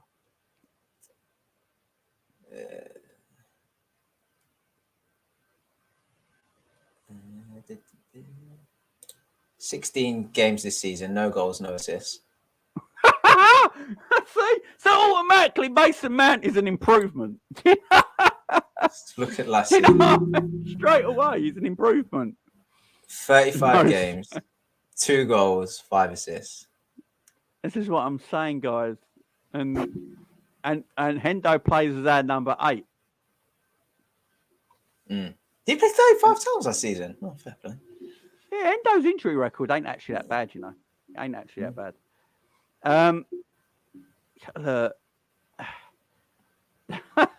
This is what I'm saying. 3 goals in 57 games last season. And he's our number 8, guys. He's our number 8 in midfield. I love Hendo to bits. He obviously does more for our team. That stats won't show. That's obvious, of course. Yeah. But everyone wants goals from midfield, guys. Everyone wants goals from midfield in our team. And we got no goals in the mountain. Thiago stats are even worse. I've gone down a rabbit hole here. I'm just This is what I do when you tell me to look at stats. I just end up researching everybody. Oh, Get Man City off my screen. What is that face there? Jesus Christ, it looked like a burnt candle. Thiago last season, 25 games, 1 goal, 4 assists. To be fair, it's not his game. That's not No. his. That is not. That is not. Savage. Yeah, no, Savage. I know you was listening, and we did say we're just checking it for research purposes. We are not slandering Ogata. We're just saying. Guys. By the way, make sure you go and subscribe to Savage Talks Football. Go and subscribe to his channel. He's doing really well at the moment. His subs are going up and up and up, man. He's doing good watch-alongs. He's good fun over there. Does entertaining YouTuber. Go and subscribe to him if you've not subscribed to him already. And also subscribe to his wrestling channel as well. If you like your wrestling, go and check it out. Savage Talks Wrestling, Savage Talks Football. And Hugo Online is one of the boys. He's a good guy. Go and check him out. But yeah, like it just shows the stats. Like he's a decent midfielder. The thing is, like, you know, when we were getting mounts up, I was going to say, look, the stats probably won't do him justice, because I think he's got more to his game than, well, not more, because, you know, goals and assists are the most important thing, really. But he does a lot more in the game. You know, he's a good presser, like I say, good energy, good work rate, clean passer of the ball. Not an exceptional passer of the ball. Doesn't pick out long range passes or, you know, pick people out in the box and things like this particularly well. But he's neat and tidy in his short passing range, you know, short to mid passing range and stuff. But I think he's. Let's go back to it. If we signed him and the price was right, I think I'd be really happy with that. I honestly don't improve our midfield. I'd improve catering, but I wouldn't improve that midfield. Oh, there you go. I wasn't listening. I walked out the gym and came to support the content and heard the stinkiness. Oh, savage. No, big up to you, my man. Big up to you. Come out the gym and heard the stinkiness. Yeah, guys, go and make sure you subscribe to Savage's channels, guys. Doing good stuff right now. So what out of 10, Jay, what do you rate, you know, Mason Mount as a player out of 10, and then his chances of coming to Liverpool out of 10? Fucking hell. 6 and 6. I think I'd say 7 out of 10 player. 3 out of 10 chance he comes to Liverpool. Maybe even less. I really don't think he'll go. I think if he's going to leave Chelsea, I think Liverpool's the team he goes to. Because I'm thinking if he goes to a Premier League team and he wants to stay where he is, sort of that level, I'm trying to think the teams he could go to. He ain't going to Man United. Not with the players they got in that midfield right now. Yeah. He ain't going to Arsenal. Spurs is definitely not going to happen, being a Chelsea boy. And I'm thinking like Newcastle, City? maybe. No, he ain't going to City. I mean, that's just. I mean, It's like Grealish. Why not Mount? Well, I think City are signing Bellingham, so that's. I think that's going to happen. This is what's going to happen, right? And get right, guys. Wait for this. So, summer 2023. Blockbusters are on. There's loads of great movies on at the cinema. It's hot. It's lovely out. We're all enjoying the summer. Bang! News on Twitter. Jude Bellingham signs for Man City. We're all up for fuck's sake. Told you so. Shit happens. Never mind. Fucking hell. We're all pissed off. I'll do a video about it. It gets ads and the views. We have a great time. All right. 2 days later, bang! You ain't enjoyed your barbecue. Liverpool buy Mason Mount. And everyone would be like, so we went from Bellingham to Mount. That's what's going to happen. Yeah. I'm guaranteeing it right now. This is Liverpool, guys. This is Liverpool. It's happening. Bellingham is going to City. I'm telling everyone right now. They are losing probably 2 of their most experienced midfielders next season, yeah? They are going to replace them. And the best midfielder in the world to replace them with right now for Man City is probably Jude Bellingham. He would do everything Pep loves, right? He presses. He's high energy. He's technically gifted. He can score goals. He can assist. Imagine him linking with De Bruyne. Fuck.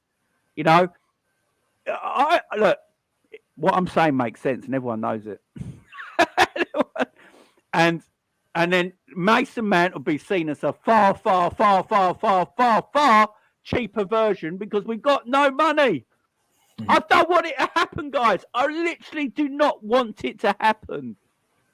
But I'm thinking as a Liverpool fan and what money we have, you'll secretly know it. The thing is, I don't think we know though. Like, we have no idea who's going to own Liverpool come in the summer. We have no idea what Jude wants, and we have no idea where we're going to finish in the league. I mean, there's so many factors. Savage agrees with us. Something we don't know about you, man. Yeah. The less said, the better, I think. I don't know. What I would say is it makes total sense for Man City to sign him because they've got Bernardo Silva that's going to leave, Gundogan that's going to leave, Calvin Phillips hasn't really settled particularly well there.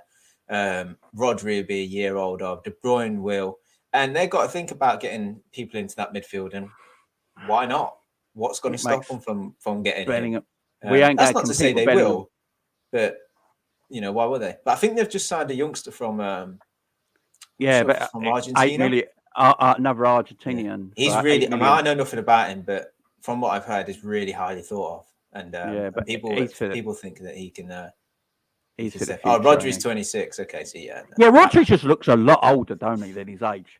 I was purely just making the point that they need bodies in that midfield, maybe one or two in the summer, and look, money's no object to them, is it? So why wouldn't they look at Jude? He's like the go-to option, isn't it? He's top of most people's list. The fact that it's so quiet with the City and Jude links is the thing that worries me the most. That's the thing that worries me the most. I think it's just time of the year. I don't think you're going to continuously hear rumours, but you're not going to get anything solid in January. No, of course you're not.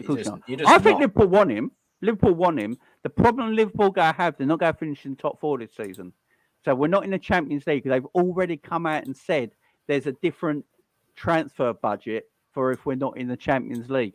So we ain't buying Jude Bellingham if we're not in the Champions League, unfortunately, unless we sell like a Mo Salah and players like that to fund it.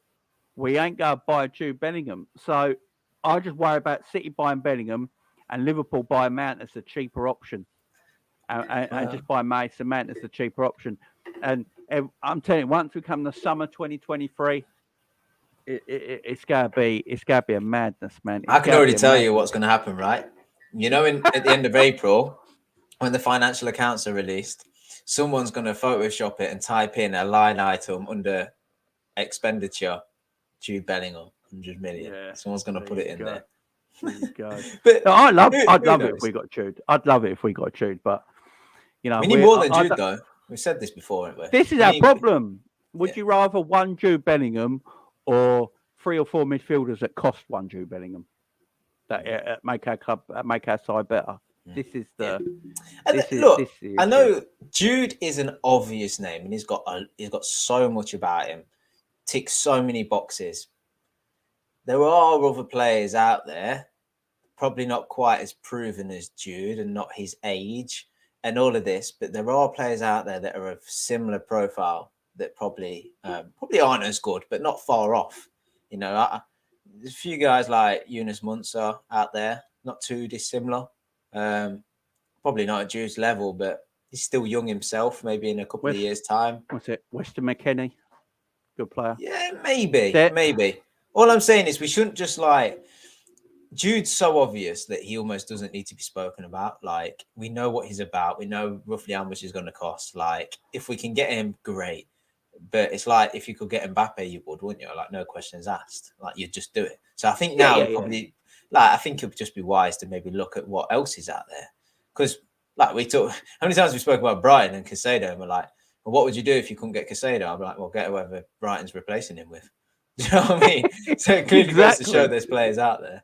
Exactly. It's just, I don't think Jude Bellingham will go to Arsenal because even if Arsenal, I think they got more to state. Arsenal have got a great first 11 or 12 players. They haven't got much of a bench. 150 million on one Jude Bellingham would probably be a lot of their transfer budget in the summer. And I think Arsenal need to carry on what they're doing right now and invest in the younger talents around Europe that are costing 20 and 30 million. Like picking up that Polish centre back for 20 million. That's great business. By the way, he's going to be excellent. I don't know why Liverpool weren't looking at him for a Matic replacement. You know, players like that Arsenal are going to pick up and have a squad full of them kind of players. Arteta looks like he's got an eye for talent. No matter what people might think about Arteta, the man looks like he's got an eye for talent. Just go and watch that transfer market deadline day documentary, and Edu's in there, and he's talking about how he knows most of his signings a year in advance. He says we don't plan for this season; we plan for the following season or the following window. I think they're going to get players in that around that price range, and have a load of them kind of players that then go and do things for him and be excellent. And you know, so I don't even think we're affording G either. I think he's going Man City, man. I literally think it's Man City or Real Madrid. I just don't see Liverpool getting him. But there is the Matheus Nunes stuff, and the Matheus Nunes stuff, and the stories about Mason Mount right now, and then the Casado links and things like that. I think we're literally looking at them sort of players before Jude right now. I think Klopp wants Jude. I think the club don't. And that's the difference right now. I think the club want players like Mason Mounts, your Matheus Nuneses and stuff like that, and Julian Ward, as I say, the club. But Jurgen Klopp wants Jude Bellingham. And I think there's an issue there. And that's why we ain't signing midfielders. Well, Julian Ward's not going to be here, is he? So, might not matter. Paul Mitchell's taking over, ain't he, apparently? So, and he's very good at his job, apparently. He's rumoured to be, I might have a look into this guy actually, if that heats I just find if we are after Jude Bellingham, like the club say we are, and we're going for him big time in the summer, then why are we being linked with Mason Mount and especially Matheus Nunes, where it looks like that deal is very much on, right? That's a £50 million deal right there. That's 200 million between him and Jude Bellingham. That ain't happening. So it tells me we're looking at players around the 20 to 50 million pound mark, buying a few of them to get into our midfield to re-energise it instead of one Jude Bellingham. But Klopp wants Jude Bellingham. So there might be an issue there. I'm not sure. But the links, like I say, the Mount stuff, I just think it's because his contract's, looking at contract renewal, and they're just using Liverpool's name. It makes sense. Liverpool need homegrown players. He kind of fits the profile of a midfielder that we would want. Of course, you're going to link him to Liverpool. It makes a bit of sense as to why we would want him. So it's good to, help him out in his own contract negotiations. There's links all the time. Like Matheus Nunes stuff, again, it makes sense as to why we would look at a player like him. But just because it makes sense doesn't mean it's going to happen. Like Liverpool haven't come out and said anything. Like before, during the World Cup, we were signing Amrabat, and apparently we were having like fucking dates with him and all sorts. Like nothing. Club never said anything on him, and seemingly all the talks have gone away. I think we are after truly these know players. What's happening. The problem is, I think we are after a lot of these players, but we're prioritising Jude so much that we can't get anyone else in because Jude's going to cost all our transfer budget. And also, I don't understand where we're getting the money from. Well, you say it costs all our transfer budget, but I think if we was to sign him for say we get him for 90 million, it's not going to be 90 million up front. So, there's that as well. We might, I don't know how much you could agree up front, but there might be some left for this transfer, this transfer window where you could get extra bodies in. They just need to spend money. It's simple as that. This Atletico Hendo thing, I actually know that was a serious offer. Atletico Madrid wanted Hendo. And people will go, really? Well, you've got players like Trippier and that in. I do think like what Eunice is saying, it is probably just like Cav is saying, it's probably just their agent using Liverpool as a link. But I'm thinking now... to go there as well. What, Bobby? No, Yeah, Bobby. no, Fabinho. He was rumoured Oh, at Fabinho, Atletico not too long ago as well, wasn't he can go now. I'll drive him. I'm sick. Fuck off as far as I'm concerned. he? Nah, trust me, Jay. These players, they might not come good, but they'll come better this season. I think Fabinho's done, man. I said this last year. I got laughed at last year. I think Ram said it. I think I saved it. Yeah, Ram said it. I said this last year. I questioned Fab last year on this channel, and everyone's going, "What are you on about, Jay?" And I was like, "I've just noticed things for Fab, and I don't know if he's going to ever get better. I really don't. And the way we play, man, I'm not sure. I think we can hold on to players too long. I think we got to start looking at it and being a bit more ruthless and going, right, is he going to get better next season? Or do we cut our losses now and just make a little bit of something, and move on and get fresher legs in?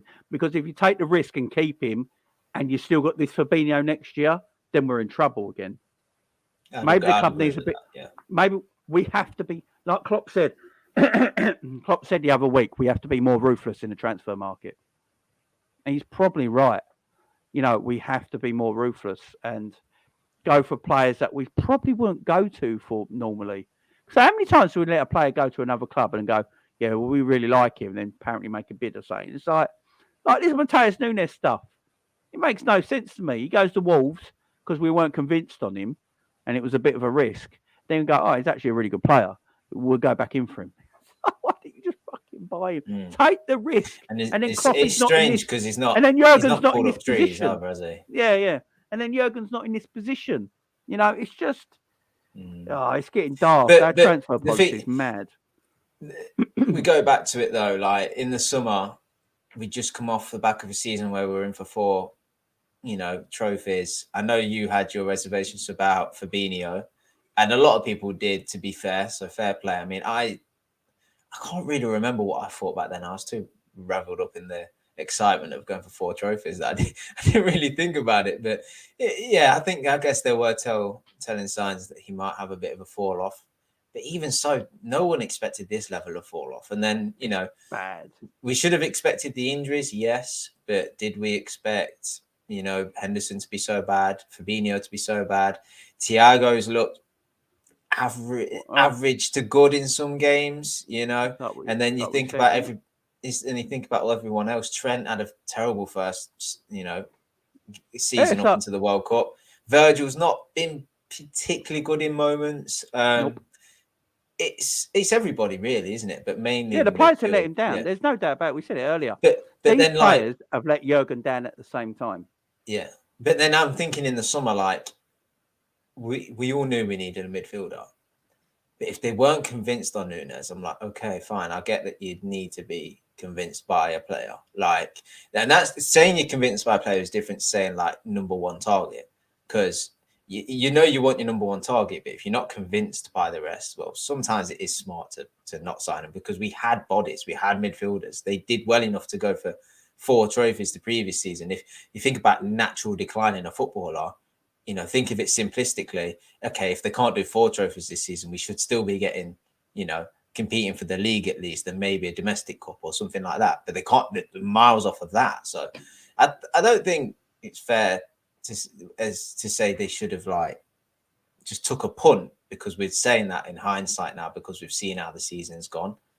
I agree we should have got a midfielder in the summer, but I don't think any of us really seen it being this bad. Nobody predicted ninth and to be carved open, give away the most chances out of every team in the league and this and that, do they? So, and if they weren't convinced by Nunes, I could understand why they think, probably got enough for this season. See how he gets on. We'll go in again the next summer. But the thing that's weird is he's actually not been great at Wolves. So I don't understand what they're seeing now that they didn't see back then. Just take the risk. That's the bit that's strange. They should just took the risk and got him, because you can see, things I've seen about him, you can see he's a very good technical footballer. I just don't think he can be asked at Wolves. I just think it's that. I just think I didn't want to go at Wolves. I don't want to be at Wolves. I've done this to go somewhere else. And it reminds me of the Mascherano Liverpool thing when he went to West Ham, and then we got him in the January, and then Tevez went to United in the summer. It reminds me of that. But honestly, he says the reason I think Jude will join us is when Klopp really wants a player, he will get him or he'll wait to get him. Look at the Naby and the deal. Yeah, I mean, hopefully, man, fingers crossed, because I want him bad. So, yeah. Big up Savage, yeah. You agreed there was something different about him. We did a vid on him and Trent with top quality analysis, like our PR is killing our fan base. Do many hearing rumours, but from the actual club, nothing. That's a good point, actually. I forgot. I'm trying to think back, and I can't remember what that comment's about now. What's that comment about? No, the video we did when we analysed Trent and we analysed Yeah. I remember the Trent one. Yeah. I couldn't remember the Fabinho, but when now you say it, Savage, we did, and that makes me think that actually, yeah, he wasn't. We probably spotted it from last season. I just couldn't remember. To be honest, like there's been so much that's happened this season. This season feels so long. And when I'm asked to think about last season, I have to take a minute to really remember how that was, because it seems like so long ago. You know. Yeah, Fabinho is a bit. Yeah, I'd never start telling our players to F off, etc. Though Fab has done a lot for the club. He may not be good enough, but he'll leave and get some respect. Yeah, well, of course. I'm only being flippant when I tell him to fuck off, you know. But it's look, Fabinho. I just feel like with players, we still need him. We got to recognise we still need him. So we've got to go through this season with him. But then in the summer, I think the club just need to sit down and look at everyone that's at this club right now and be like, do we trust Fabinho to come out the back of this and be like the old Fabinho next season? Yeah. Is he just going through something right now? Because as we said, like Savage said there, we saw it last season. Yeah. We spoke about it last season. It's now gone into this season. Do we then go into a third season? You know, and that's what the club have got to decide. That's up to the club to decide. Do we believe he will turn it around? If Fabinho turns it around and becomes the player we know he can, then keep him. But if it's going to be a third season of this slow decline, started last season, it's gone into this season, do you want to keep that for the third season, or do you want to let him go, get some money for him, and reimburse that into something else new into the football club? And for him as well, it's up to the club to decide, don't it? It's up to the club. Yeah, and at this stage of his career, you know, towards the back end of his career, so to speak, I still think he's got probably another 5 years, 6 years. He might, but I think we've seen it before. You know, this is a very demanding league, and especially the way Liverpool play, and the fact that we're trying to compete to win it, not only just compete in it. You know, the demands on the legs and the brain is huge at this club. You know, the emotion that comes with it. I think being at Liverpool, although it has the best moments and the best feelings, it also can weigh heavy on players at times. We've seen it. I think that maybe Fabinho might just be at a point in his career where he will be a good player, but maybe in a different league. I think, you know, if he went to Italy or he went to maybe France or somewhere like that, you talk about him again like, oh, he's a quality, we shouldn't have lost him. But actually, it's just, you know, we say some leagues suit certain players, but that can also change depending on the player's age and how they develop. And I think maybe Fabinho's developed into a player that is very good, but maybe not suited to the league anymore. So, because I genuinely think this. I think if he went to, I think say he went, maybe not PSG, but he went somewhere in France, like a Lyon or something like that.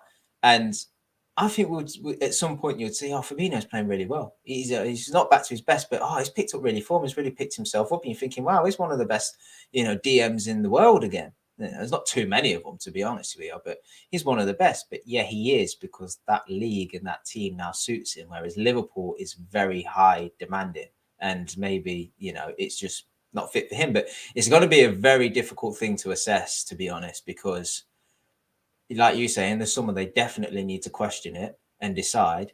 But I think it's going to be so hard to. I think it's going to be so difficult to.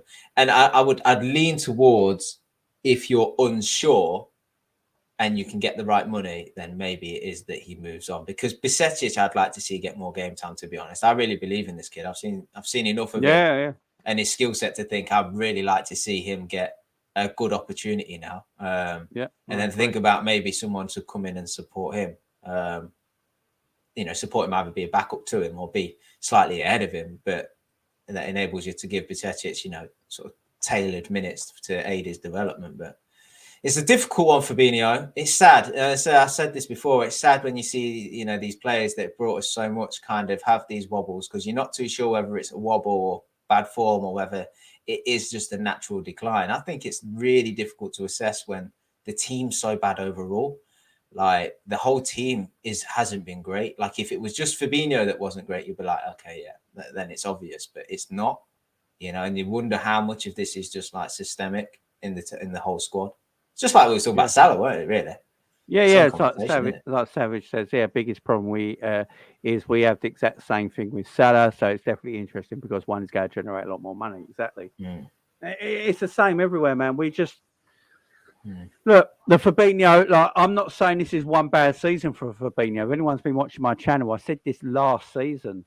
There's something up with Fabinho. He's on the sort of decline. It's not the Fabinho I noticed. And we've gone into this season and the decline's got a little bit worse. So the club have to try and work out. And you've heard, Klopp's been talking about, he's been shouting. I've never seen Klopp shout Fabinho so much as I do now. He's shouting him all the time and he's not happy with him. So the club have to decide in the summer if Fabinho's decline is going to continue into the third season, or there's something they can save, or is this a time to go? It's been a great servant. We've got Stefan here now, but we need to get more legs in. Maybe he's one of the midfielders we can let go. It's just, and you hear what Neil Jones said today. I read out the comments from Neil Jones today, basically saying that Hendo and Fabinho are not key men in big games for Liverpool now, and that is a telling sign of the way Klopp might be changing his mind on things now. He did that press conference saying he's not too loyal. Fabinho and Henderson getting dropped in big games. Maybe Klopp is looking at the future, guys. Maybe we have to give Klopp a bit of credit. Maybe he's looking at the future and going, I have got to start letting these players go. Big up, honestly, another super chat. Hear me out. What if we offer Ajax for Alvarez? They ain't going to happen. Who can play in defence and CDM? Plus, he wants to leave Ajax, same as Kudos. Yeah, I'd get Kudos before I'd get Alvarez, I think. Because I think Ajax are too smart to take Ox, aren't they? Yeah. we got. Thanks to your super chat, though, honestly. We have got Stefan there. I think has got a bright future at the football club. He has got a bright future. So, but Kudos, he's a very good footballer. He'd be the one. It seems strange as to why we didn't go for Kudos. He when we were sort of comparing him and Gakpo, I kind of thought Kudos would suit us better, to be honest. And it seemed like if the rumors are true, it seemed like Kudos did, fancy himself coming to the Premier League, and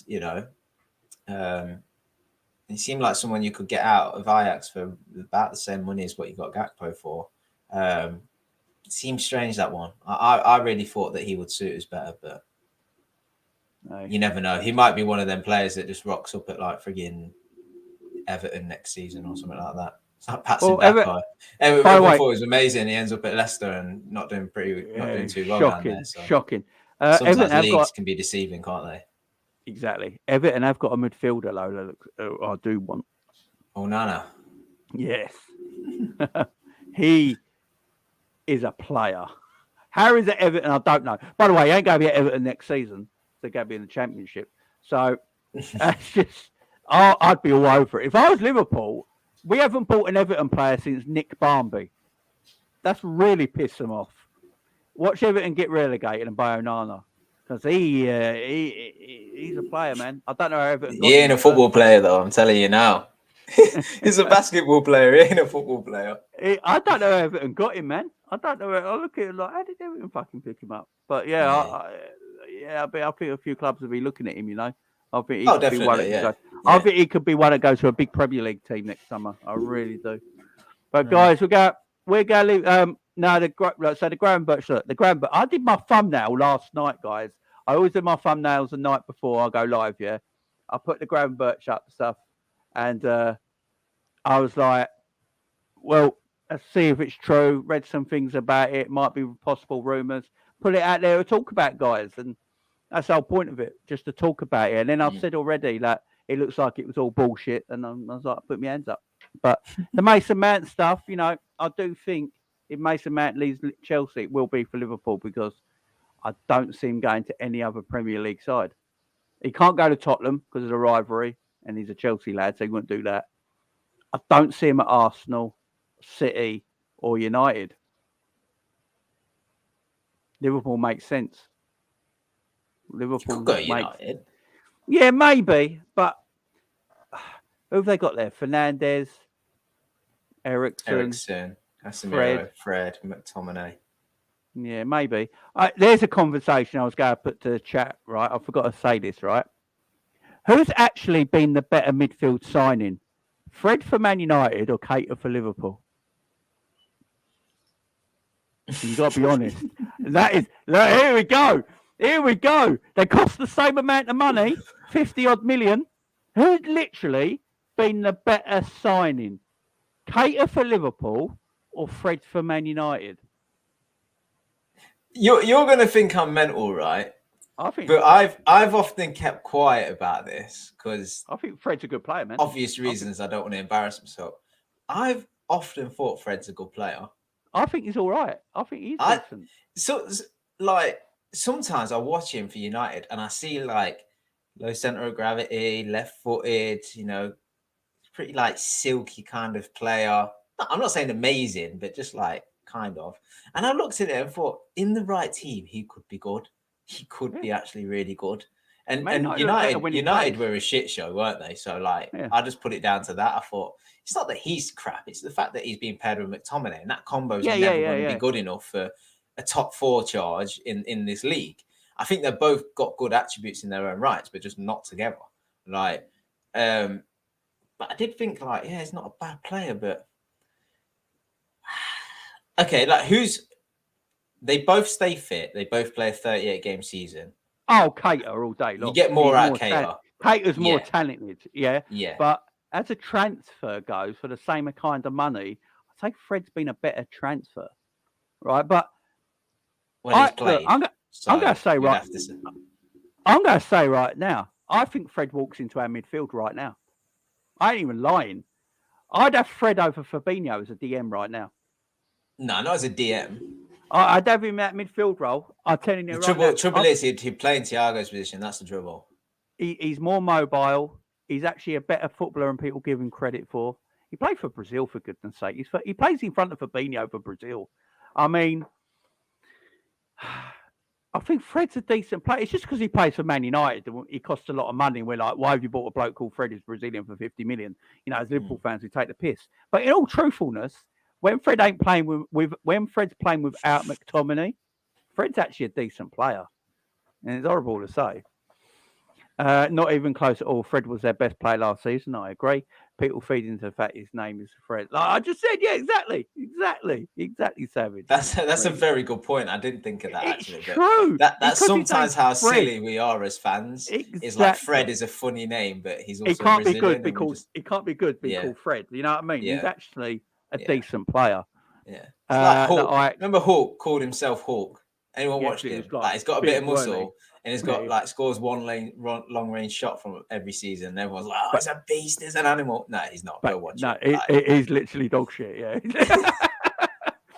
That Ajax coach is playing kudos as a striker. That man, you don't know what he's doing. In my opinion, kudos is a scam. Big up to you, my friend. Yeah, I mean, I thought I'd put it out there. I think, yeah. I thought I'd put it out there with the friend because I saw it on Twitter. And I thought, that's a good question to ask, because I'd like to know everyone's opinion on it because I think Keita's a talented player. And I think if they're both fit and they play 38 games each for their respective teams, Keita's the more talented footballer. But as a transfer, for the same amount of money, I'd say Fred is the better transfer. If you man saw Fred for United, he plays this way because he's asked to. The man has got techers. Exactly, Savage. Exactly. He's a very good footballer. I think you could rate Fred's transfer to United as too much money, but he's done okay. Whereas at Liverpool, we're like, okay, it's too much money because he shouldn't be, but he is because we don't want to spend that much money on a midfielder, or we can't too often. And then what we've got out of him has been disappointing. It has been disappointing. Like no one can say that transfer has been good. Like it's been bad. So I'd say Fred. Fred probably wins that poll. I would say. Yeah, just. So guys, that is it for today. Thank you for joining me and Cav. We do appreciate it, guys. Guys, don't forget the like button. Let's get the likes up to 200 if we can. I don't even know what they're on right now. 160. So 40 more likes. It's 187 people still in here. So if you've not hit the like button yet, press that fun button under the video right now. Try and get it up to 200 likes if you can. Tomorrow night, guys, I might be back tomorrow night on my other channel to do a movie quiz. Now, bit of fun. I'm trying to get people together. I don't know if Cav's free tomorrow night, but I'm trying to get people together. Savage, are you free tomorrow night? Let me know in the chat right now, because getting hold of you is as hard. It's like you're a shadow. I can't find you anywhere. He's a busy guy. He's a busy guy. So Savage, let me know in the chat if you're available for tomorrow. So I want to do a movie quiz. I've got this movie quiz that I want to do, and I haven't been able to do it yet, and I thought it'd be a fun to do on the other channels. So if anyone's about and wants to do a movie quiz tomorrow, you're more welcome. Just let me know in the WhatsApp group, Cav, if you can do it. Yeah, Jay, just let me know what the films are so I can go watch them today. All films. Okay, I'll just all movies. I'll go Netflix top 10 today and tonight. It's 100. It's 100 questions. Fucking it's 100 questions. All cards. 100 questions. So I've got this movie quiz. Nah, don't be doing like some 70s and 80s film. Like, no, they ain't all 70s and 80s. A lot of them are films you gotta know in a way. A lot of them are films you gotta know. Okay. I'll give everyone right. Well, I'll give you one right now. Right? It's an easy question. See, everyone will know this. In the movie Happy Gilmore, what is Happy's favourite sport? Golf. No. That's what sport. That's the sport he goes to. I don't know then. Oh wait, I do know it because he uses a hockey stick when he. There you go. They're easy questions. They're easy questions. I've got two streams to Moz, one with some content creators from LA and one on wrestling. So just let me know what time if you're actually doing it. I want to check with my PA. Right, check with your PA for 7:30. Check with your PA for 7:30, Savage. I don't want Savage there because Savage will win. Let her know. Let her know, Jamie. Let her know. And Savage, if you're still when you're doing your Rumble predictions, send me the chat. Send me the link on Twitter when you do your Royal Rumble predictions, my man, and I'll jump on it with you. So guys, we're gonna leave it there. So hopefully I'll see you tomorrow night on the other channel. Bit of fun. I'll be back tomorrow afternoon doing my Brighton predictions, guys, for the FA Cup. Thursday, I am not doing no videos on Thursday as it's my wife's birthday. So obviously I won't be doing any videos on Thursday. Then I'll be back Friday and the weekend for all the football. What's my other channel? Do you not know? All right, hang on. Let me put it in a link quickly. Let me go and get unless there's a mod available that can put it in a link quick. Happy birthday to the missus though for Thursday. Yeah, cheers, man. You got any plans? Or can you not reveal too much?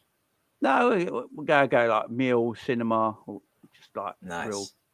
Now, when you've got kids, it's really hard to, it's really hard to get enough babysitters for enough amount of time to, you know what I mean? Yeah. There's my link to my other channel, guys. So go and subscribe to my other channel. Hopefully, I'll be there tomorrow. Bigger. What about Zanilio? Ain't he going somewhere? Yeah, this is the Roma guy, isn't it? Yeah. Yeah, but ain't he going Tottenham? Is it Tottenham though? I think I don't know too much, but I think he got a really bad injury since he's come back. Thanks, Savage. It's ain't the After Dark show. It's only the After Dark. But I think Roma. I think him and Roma are probably looking at getting a move for him. So I don't think he's quite the same player. I don't know this. I'm just secondhand information, really. But since Mourinho wants him gone, Mourinho wants him gone. That's madness. Be honest with all the super chats, guys. I will see you tomorrow. Thanks very much for joining me and Cav today. Bye bye for now. Enjoy the rest of your day. Cheers.